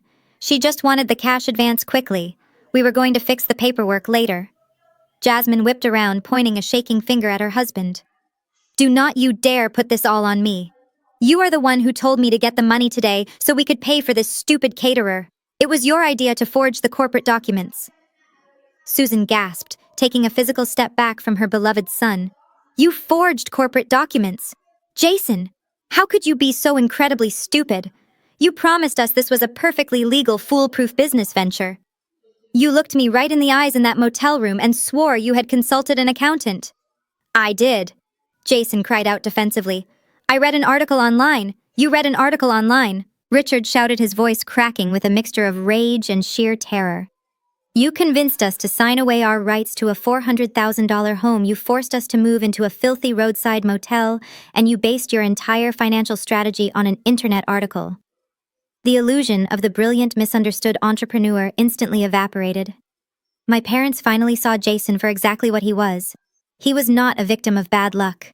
He was a reckless, arrogant liability who had just dragged their family name into a federal criminal investigation. Susan grabbed her purse, her hands shaking so violently she dropped her keys in the grass. Emma, what if the IRS looks into our accounts? We co-signed his car loan last year. We share a joint checking account for his emergency funds. Will they freeze our retirement money? I looked at her, the final piece of the puzzle sliding into place. They might, Mom. If the federal government suspects you received any portion of that stolen $100,000, they will freeze every single asset tied to your name, pending a full audit. My mother let out a strangled wail. She turned on Jason like a rabid animal. You selfish, arrogant fool. You told us our money was safe. You told us this was passive income. It was supposed to be. Jason yelled back, tears streaming down his face. Emma ruined it. She called the HOA. She called the IRS. She did this to us. Susan spun around to face me. Her previously condescending demeanor vanished entirely, replaced by raw, trembling panic. Emma, please, you have to fix this. You know how the corporate world works. You have high-powered lawyers. Call the IRS right now and tell them it was a misunderstanding. Tell them your company authorized the rental. I looked at my mother, feeling absolutely nothing but cold detachment. Tell them my company authorized a fraudulent rental. You want me to perjure myself to federal agents and risk my own real estate license to save the man who just stole my property? You have to! Emma, my father pleaded, walking over and reaching out as if to grab my arm. I stepped back, refusing to let him touch me. He is your brother. If he goes to federal prison, his life is over. What about Jasmine? What about the baby? You cannot just stand by and let your own nephew grow up with parents in jail. I looked at the two people who had spent my entire life prioritizing my brother's comfort over my basic needs. You knew he was stealing from me, I said quietly but firmly. You sat in that motel room and told me that giving away my gift was the right thing to do. You actively participated in his scheme because you thought he would get away with it. You only care about the law now because he got caught. Emma, we made a terrible mistake. Susan cried, actual tears finally spilling down her cheeks. We were desperate. We just wanted him to be successful for once. We are so sorry. Just call your assistant. Have her cancel the fraud report. We will make Jason give the money back. We will do whatever you want. Just please do not let them take my son away. I looked down at my mother. I cannot cancel a federal fraud report, Mom, I stated flatly. The IRS does not operate like a customer service hotline where you can call and say you changed your mind. The wire transfer is already flagged. The paper trail is permanently established in their system. If I try to cover it up now, I become an accessory to federal tax evasion. I am not throwing away my career, my real estate license, and my freedom to shield a man from the consequences of his greed. Hearing the absolute finality in my voice, Jasmine snapped. The supportive wife persona completely shattered. She spun around and shoved Jason hard in the chest. You absolute loser, she screamed. You told me this was a foolproof plan. You promised me this property was legally yours to leverage. I put my social security number on that application because you swore your credit was temporarily locked. You lied to me. Jason stumbled backward, his hands raised defensively. I did not lie, Jasmine. I thought the power of attorney covered it. I was just trying to get us the capital we needed for the baby. We needed cash fast. Do not use my baby as an excuse for your staggering incompetence, Jasmine shrieked. You have not made a single intelligent financial decision since the day I met you. You blew through our wedding savings on that crypto scam last year. You maxed out my personal credit cards to buy those luxury watches so you could look rich. And now you have dragged me into a federal criminal investigation. I am filing for divorce the second we get back to the city. I am not going to prison because I married an idiot. Jason looked destroyed. His wife was leaving him.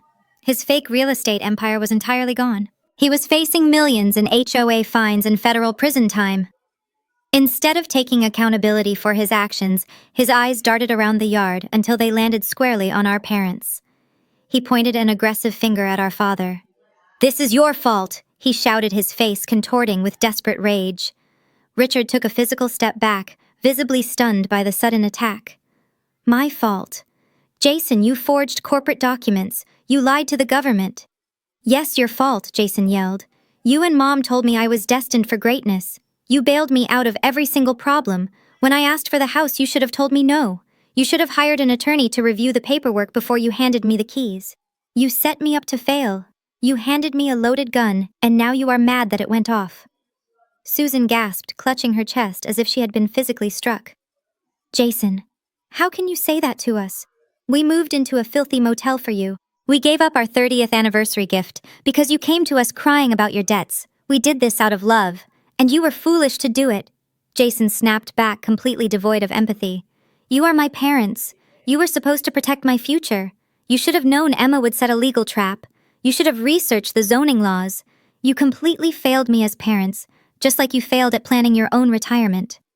The golden child illusion collapsed, shattering on the pristine lawn. For 35 years, Richard and Susan had worshipped the ground Jason walked on.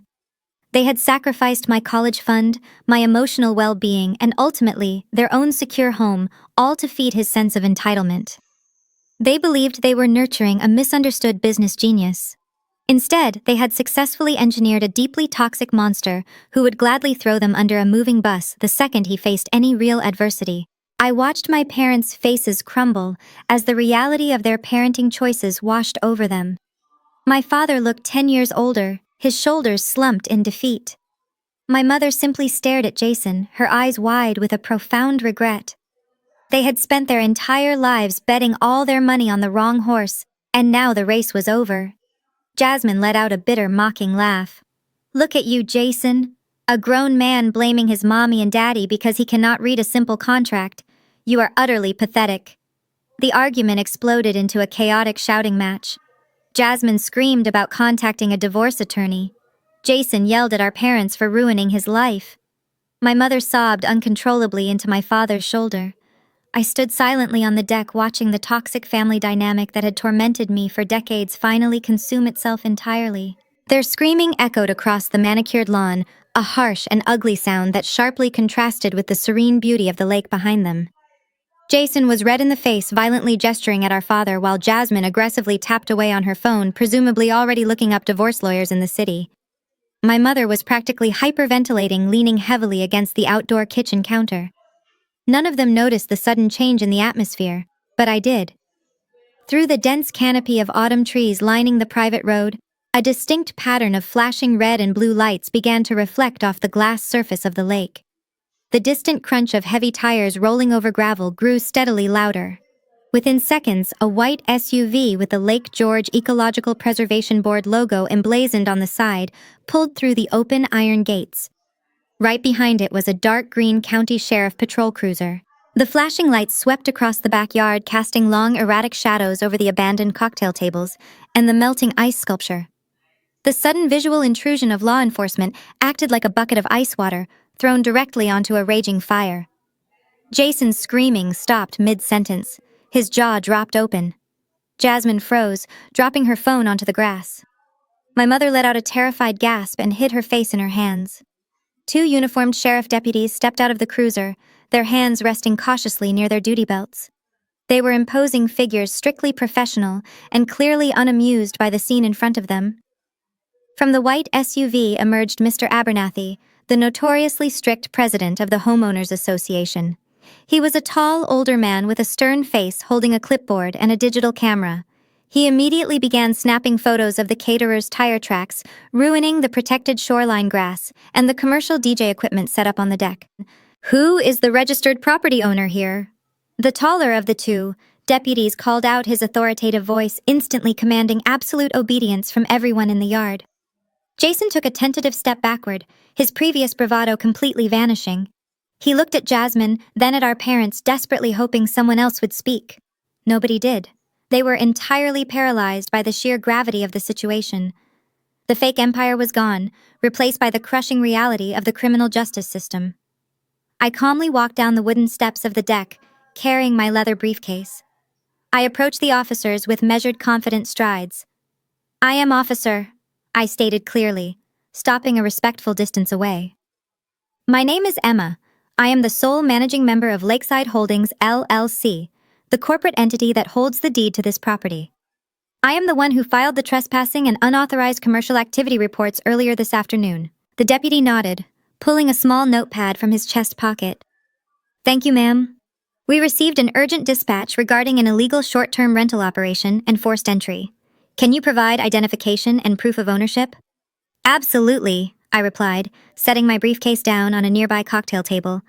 I retrieved my driver's license and the watermarked county deed, handing both documents directly to the deputy. He inspected them thoroughly, his eyes shifting from the paperwork to my face, verifying my identity. While he reviewed the documents, Mr. Abernathy marched over to us, his face flushed with righteous anger. "Miss Emma," he said sharply, gesturing wildly toward the massive ice sculpture, "this is an absolute ecological disaster. We have heavy commercial vehicles tearing up the protected watershed. We have unauthorized audio equipment violating the local noise ordinances. And I see a family of unknown tourists peering out of the master bedroom window. This is a severe violation of the Preservation Charter."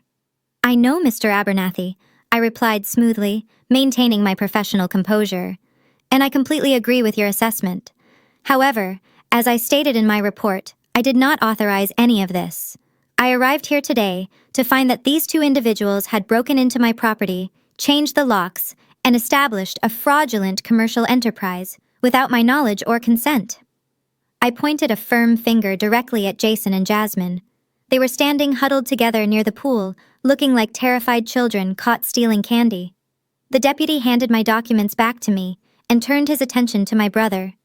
The officer adjusted his utility belt and began walking slowly across the lawn toward Jason. "Sir," the deputy demanded, his tone dropping to a serious, uncompromising register. "I need you and the lady next to you to step forward right now and provide government-issued identification." Jason swallowed hard, his hands trembling violently as he reached into his back pocket for his wallet. "Officer, please," he stammered, voice cracking pitifully. "I just need to explain a simple misunderstanding." Jason babbled, his hands shaking so violently that he dropped his leather wallet directly onto the damp grass. The tall deputy did not react to his desperate pleading. He maintained a posture of absolute authority. He calmly reached down, picked up the wallet, extracted Jason's driver license, and held his open hand out toward Jasmine. She reluctantly dug into her oversized designer tote bag and handed over her identification. Her face was pale, completely devoid of the arrogant, mocking expression she had worn all afternoon. The officer took both cards, turned his back on them, and walked to his cruiser. He picked up his radio microphone and began running their names through the county database. Meanwhile, the second deputy bypassed the drama on the lawn and marched straight up the wooden porch steps. He entered the house to address the unauthorized occupants. Through the large custom architectural glass windows, I watched the entire interaction unfold with crystal clarity. The deputy approached the father of the Ohio family, who was currently standing in the kitchen, holding a freshly opened bottle of my expensive sparkling water. The officer spoke firmly, gesturing toward the front door. The tourist's face instantly transformed from relaxed vacation mode to utter shock, and then to explosive, terrifying anger. It took less than 15 minutes for the family to completely pack their belongings. They dragged their heavy rolling luggage back across the pristine oak floors, the harsh sound echoing loudly into the tense silence of the front yard. The mother looked absolutely devastated, holding her young daughter tightly by the hand. The father, however, was practically vibrating with rage. He marched out the front door and headed directly toward Jason, closing the distance so fast and aggressively that the primary deputy had to quickly step between them to prevent a physical altercation. "You stole $100,000 from our corporate account," the tourist shouted, his face turning a deep shade of crimson. "We booked this property for a 6-month executive retreat. You looked me right in the eye, shook my hand, and took our company wire transfer. You are a complete con artist." Jason backed away, holding his trembling hands up like a flimsy shield. "I am not a con artist," he pleaded weakly, his voice cracking under the pressure. "We had a valid lease from my parents. This is just a massive family dispute over the corporate structuring. I will refund your money. I just need a few days to transfer the funds back from our operating account. I do not want your pathetic excuses, the man growled, pointing a thick, accusing finger directly at Jason's chest. I want my money wired back to my corporate account by tomorrow morning. If it is not there, my legal department is going to bury you in civil litigation before the criminal courts even get a chance to process you. The family loaded their luggage into their rented luxury SUV, slamming the heavy doors with enough force to physically shake the vehicle. They peeled out of the driveway, kicking up a thick cloud of gravel and dust, leaving Jason and Jasmine standing entirely alone to face the police. The primary deputy returned from his cruiser holding a thick pad of carbon copy citation paper. He tore off 2 yellow sheets and handed one to Jason and one to Jasmine. You are both being officially cited for criminal trespassing, the deputy stated, his voice completely devoid of any sympathy. Because you broke into a secured property and changed the locks without the legal property owner's consent. You are not considered tenants. You have absolutely no squatters' rights here. The officer pulled out a secondary stack of forms from his belt. Furthermore, because you accepted a massive sum of money across state lines for a fraudulent commercial rental agreement, this incident is being immediately escalated to the County Criminal Investigations Division. You are formally accused of commercial fraud. A detective will be contacting you shortly. I highly advise you both to retain criminal defense attorneys immediately. Do not attempt to contact the property owner. Do not return to this address. If you step foot on this property again, you will be arrested on site and held without bail. Before Jason could even begin to process the criminal citations in his hand, Mr. Abernathy stepped forward eagerly, holding out his wooden clipboard. And here is your official notice of violation from the Lake George Ecological Preservation Board. Abernathy announced loudly, practically shoving the paperwork into Jason's chest. This is a formal stop work order. It also details the immediate $30,000 administrative fine for today. You have 14 days to remit payment to the board, or we will place a lien on any personal assets you currently hold. Jason stared blankly at the thick stack of yellow and white legal papers in his hands. It was the physical manifestation of his completely ruined life. The fake real estate empire, the lavish launch party, the arrogant toast to generational wealth, all of it had vanished. It was entirely replaced by severe criminal charges and crippling financial debt. Jasmine did not even look at her citation. She crumpled the yellow paper in her fist, glaring at me with a hatred so deep it looked toxic. She spun on her designer heel, marching toward their luxury vehicle parked illegally on the grass. She yanked the passenger door open and climbed inside, slamming it shut behind her. Jason stood frozen for another long moment. He looked at our parents, who were watching him from the driveway with absolute horror and profound disappointment. He opened his mouth to speak, perhaps to offer one last pathetic excuse, but the deputy rested his hand significantly on his utility belt. "It is time to leave, sir," the officer commanded firmly. "Right now." Jason did not argue. He turned his back on the custom-built Lakeside villa he had tried to steal and slowly walked toward his car. His shoulders were slumped, his expensive suit looking suddenly disheveled and cheap. My parents stood completely frozen on the gravel driveway, watching their golden child get escorted off the premises by armed law enforcement. The illusion was so entirely shattered that they could not even muster the energy to say a simple goodbye. Jasmine was already sitting in the passenger seat with her arms crossed tightly over her chest, staring straight ahead through the windshield. Jason climbed into the driver's seat and started the engine. The luxury vehicle slowly rolled down the driveway and disappeared out of the iron gates. The deputies stayed on the property until the car turned onto the main highway, ensuring the trespassers were gone. The sudden silence that fell over the property was incredibly peaceful. My parents quietly got into their rusted sedan and drove back to their miserable budget motel without saying a single word to me. They knew there was absolutely nothing left to say. However, the true financial reckoning did not happen on my lawn. It happened 48 hours later, in a cold, sterile legal conference room in downtown Manhattan. The furious father from Ohio was not just a wealthy tourist looking for a weekend getaway. He was the chief executive officer of a massive logistics firm, and he had an entire team of ruthless corporate litigators on his personal payroll. By Monday morning, his legal team had completely cornered Jason and Jasmine. Because Jasmine had stupidly used her personal social security number to secure the $100,000 advance, the executive's lawyers easily bypassed any protective corporate veil. They drafted an airtight, aggressive demand letter, giving my brother exactly 24 hours to return the entire sum, or they would formally press federal wire fraud charges and drag them into a ruinous, highly public civil lawsuit. There was just one massive problem. Jason and Jasmine did not have $100,000. They had already spent over $20,000 on the luxury catering, the live DJ, the designer clothes, and the lavish party rentals. Their personal bank accounts were completely overdrawn. I found out the exact details because Jason actually had the absolute audacity to call me on Tuesday morning sobbing hysterically and begging for a massive loan to keep him out of federal prison. I politely reminded him that he was the legal manager of his own destiny, declined his request, and hung up the phone. But my brilliant assistant Diana kept a close eye on the public legal filings out of sheer professional curiosity. With their backs completely against the wall, Jason and Jasmine were forced into a brutal legal negotiation. They met with the executive's lawyers under the crushing threat of immediate criminal arrest. The corporate lawyers demanded full and immediate restitution. Since my brother and his wife lacked liquid cash, the attorneys aggressively went after their only remaining tangible asset: their cramped, heavily mortgaged two-bedroom apartment in the city. To avoid serving federal time for grand larceny and fraud, Jason and Jasmine had to sign a legally binding financial settlement agreement. They were forced to formally sign over the entire remaining equity of their city apartment directly to the executive to cover the missing $20,000 and the exorbitant legal fees the executive had incurred over the weekend. The document was an absolute and complete surrender. It legally mandated that they vacate their own apartment within 30 days so the property could be swiftly liquidated. They had tried to steal my parents' secure retirement home to fund their lavish, fake lifestyle.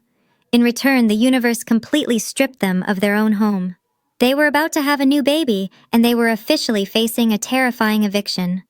The sheer irony of the situation was absolutely staggering. Furthermore, the IRS tax investigation was still looming heavily over them, and the Lake George Homeowners Association had successfully placed a $30,000 penalty lien against Jason's name. His credit score was completely destroyed overnight. Jasmine's carefully curated social standing was obliterated. The wealthy friends they had invited to the lake house quickly blocked their numbers, distancing themselves from the massive fraud scandal. Within 3 short days, the self-proclaimed real estate mogul and his visionary wife had lost absolutely everything. They had no investments, they had no home, they had no friends to bail them out. And most importantly, they no longer had my parents' retirement funds to fall back on. They were completely on their own, forced to face the harsh reality of their toxic choices. With Jason and Jasmine thoroughly neutralized by their own monumental greed, there was only one loose thread left to tie. It was time to deal with the enablers who had handed them the scissors. On Thursday morning, I drove my Audi back down the highway to the dilapidated cinderblock motel where my parents had exiled themselves. The crisp autumn air felt incredibly refreshing, a stark contrast to the heavy, suffocating atmosphere that usually surrounded my family. I parked in the cracked asphalt lot and walked straight to room 12. I knocked twice. Heavy footsteps shuffled across the thin carpet, and the door clicked open. My father stood in the doorway wearing the same wrinkled shirt he had worn at the lake house. The room behind him was a depressing disaster. Empty takeout containers were piled high on the small plastic trash can, and the harsh fluorescent light buzzed annoyingly overhead. Susan was sitting on the edge of the stained mattress staring blankly at a muted television. When she saw me standing in the doorway, a sudden desperate spark of hope ignited in her tired eyes. "Emma," Susan gasped, springing up from the bed. She practically shoved past my father, reaching her hands out toward me. "Oh, thank God. You finally came to your senses. You came to take us home. Tell me the lake house is clean. We simply cannot spend another night in this horrible place. The heater barely works, and the noise from the highway is unbearable." I did not step into the room. I stayed on the concrete walkway and looked at her extended hands, making absolutely no move to take them. "I am not here to take you anywhere, Mom," I said, my voice completely devoid of the daughterly warmth she was so desperately trying to invoke. "I am here to finalize some paperwork." I opened my leather briefcase and retrieved a thick manila envelope. I pulled out a single, legally notarized document and held it out toward my father. Richard slowly reached out and took the paper, his hands trembling. He looked down at the bold, capitalized heading at the top of the page. Notice of termination of life estate and formal order to vacate. What is this, Emma? My father asked, his voice barely a whisper. He looked up at me, his eyes brimming with a sudden terrifying realization. It is exactly what it says it is, I replied, maintaining a perfectly level professional tone. When you signed that fraudulent power of attorney and voluntarily handed the keys of my property over to Jason, you actively participated in a hostile takeover of my corporate asset. You packed your bags, abandoned your primary residence, and facilitated an illegal commercial enterprise. You broke every single fundamental condition of the life tenant agreement I generously drafted for you. Susan grabbed the paper from my father's hands, her eyes scanning the legal jargon. You cannot do this! She shrieked, her voice echoing off the cheap motel walls. We are your parents. You built that house for us. It was our 30th anniversary present. You cannot just evict us. I did not evict you, Mom, I corrected her firmly. You evicted yourselves. You traded a $400,000 custom-built luxury home for a cheap motel room because you could not bear to tell your golden child no. You enabled his theft. You stood by and watched him disrespect my hard work, my property, and my legal rights. You made your choice entirely clear. You chose him, and by choosing him, you legally and permanently forfeited your right to live on my property. My father slumped against the doorframe, the fight completely draining out of him. Emma, please, he begged, tears finally spilling over his eyelashes. We have nowhere else to go. Jason is completely broke. Jasmine is threatening to leave him. We spent all our savings bailing him out of that crypto scam last year. We cannot afford a new apartment on our Social Security checks. We are entirely destitute. That is a tragedy of your own making, Dad, I said, feeling an incredible sense of absolute closure. For 35 years, you poured every ounce of your love, your money, and your loyalty into Jason. You let him steal my college fund. You let him drain your retirement. You handed him the keys to the only secure thing you had left in this world. You bet your entire lives on him. So I highly suggest you pack your bags and go knock on his apartment door in the city before the bank forecloses on it next week. Susan crumbled. She sank down onto the concrete walkway, sobbing loudly into her hands, screaming about how unfair it all was. She wanted to play the victim one last time, hoping my ingrained guilt would magically reactivate and save her. But the well was completely dry. There was no guilt left. There was no obligation left. I looked down at the two people who had brought me into this world. I wished them no physical harm, but I also owed them absolutely nothing. I turned my back on room 12 and walked toward my car. The engine purred to life, smooth and powerful. I shifted into drive and pulled out of the parking lot, merging onto the highway. I drove back toward the lake house, back toward the sanctuary I had built with my own two hands, finally completely free to enjoy it in total peace. I pulled my Audi through the heavy iron gates and parked on the pristine gravel driveway. The massive cedar doors and architectural glass windows gleamed brilliantly in the late afternoon sun. It was absolutely beautiful. It was a masterpiece of modern design, seamlessly blended with the rugged natural landscape of the ecological preserve. But as I walked up the custom mahogany steps and unlocked the front door, the profound sense of victory I expected to feel simply did not arrive. The silence inside was thick and incredibly heavy. I walked through the high vaulted living room, my heels clicking softly against the oak floorboards. I looked at the pristine white linen sofa, where the oblivious tourists had carelessly thrown their luggage. I looked at the custom kitchen island where Jasmine had smugly waved that worthless power of attorney directly in my face. I walked out to the expansive back deck, staring at the exact spot where Jason had publicly branded me as emotional dead weight while spending my hard-earned money on his lavish party. I had built this place out of a desperate, lingering hope. I had poured an entire year of my life and a massive chunk of my personal wealth into these walls, secretly believing that a beautiful enough gift could finally buy my parents' genuine affection and approval. I thought this house could magically rewrite 35 years of toxic family history. It was a foolish, expensive illusion. The house was not a peaceful sanctuary anymore. It was a physical, unavoidable monument to their boundless greed and my own deeply misplaced guilt. I did not want to spend my weekends sitting on a heated fishing dock, constantly reminded of the people who callously tried to steal it from me. I wanted a completely clean slate. I pulled my phone out of my pocket and dialed a number I knew by heart. It was the premier luxury real estate broker for the Lake George area. We had crossed paths multiple times during the rigorous permitting phase of the construction. He answered on the second ring, sounding pleasantly surprised to hear from me. I told him I was ready to liquidate the asset immediately. I gave him the address and the complete specifications of the custom build. He was absolutely thrilled. Given the high-end luxury finishes, the highly exclusive ecological preserve location, and the current market demand for turnkey vacation properties, he confidently estimated we could list it for nearly double what I had originally invested. I told him to draft the exclusive right to sell agreement right then and send his professional staging crew by Monday morning. I spent the next hour slowly walking through the empty rooms, not packing, but simply letting go. I mentally detached myself from the custom-imported tile work, the heated floors, and the breathtaking panoramic lake views. They were just raw materials. They were just wood and glass and stone. My true value was not tied to this physical property, and it certainly was not tied to the approval of my biological family. I locked the heavy cedar front door for the very last time. I walked down the driveway, got into my car, and started the engine. As I drove out of the gates, a pristine white van with a luxury real estate logo pulled onto the shoulder. Two men got out and began driving a sleek wooden for sale sign deep into the front lawn. I did not even look back in the rearview mirror. The drive back down to Manhattan felt incredibly different this time. The crushing, invisible weight I had carried on my shoulders for my entire adult life was completely gone. I finally understood the true price of ultimate freedom. Sometimes freedom means walking away from the exact people you are biologically programmed to love. It means accepting the harsh reality that you cannot fix a deeply broken dynamic, no matter how much money, time, or emotional energy you pour into it. You cannot buy loyalty from people who are fundamentally committed to misunderstanding you.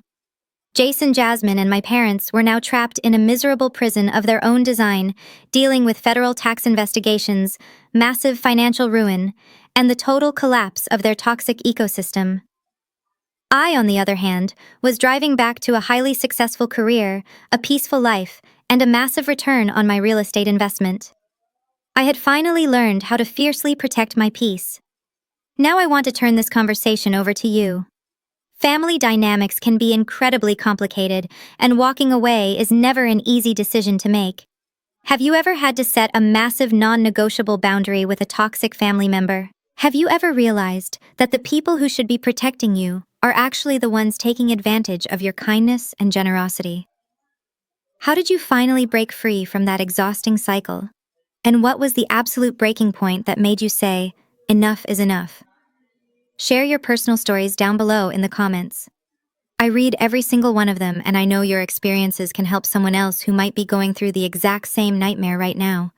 Stay strong, protect your peace, and never let anyone make you feel guilty for demanding basic respect.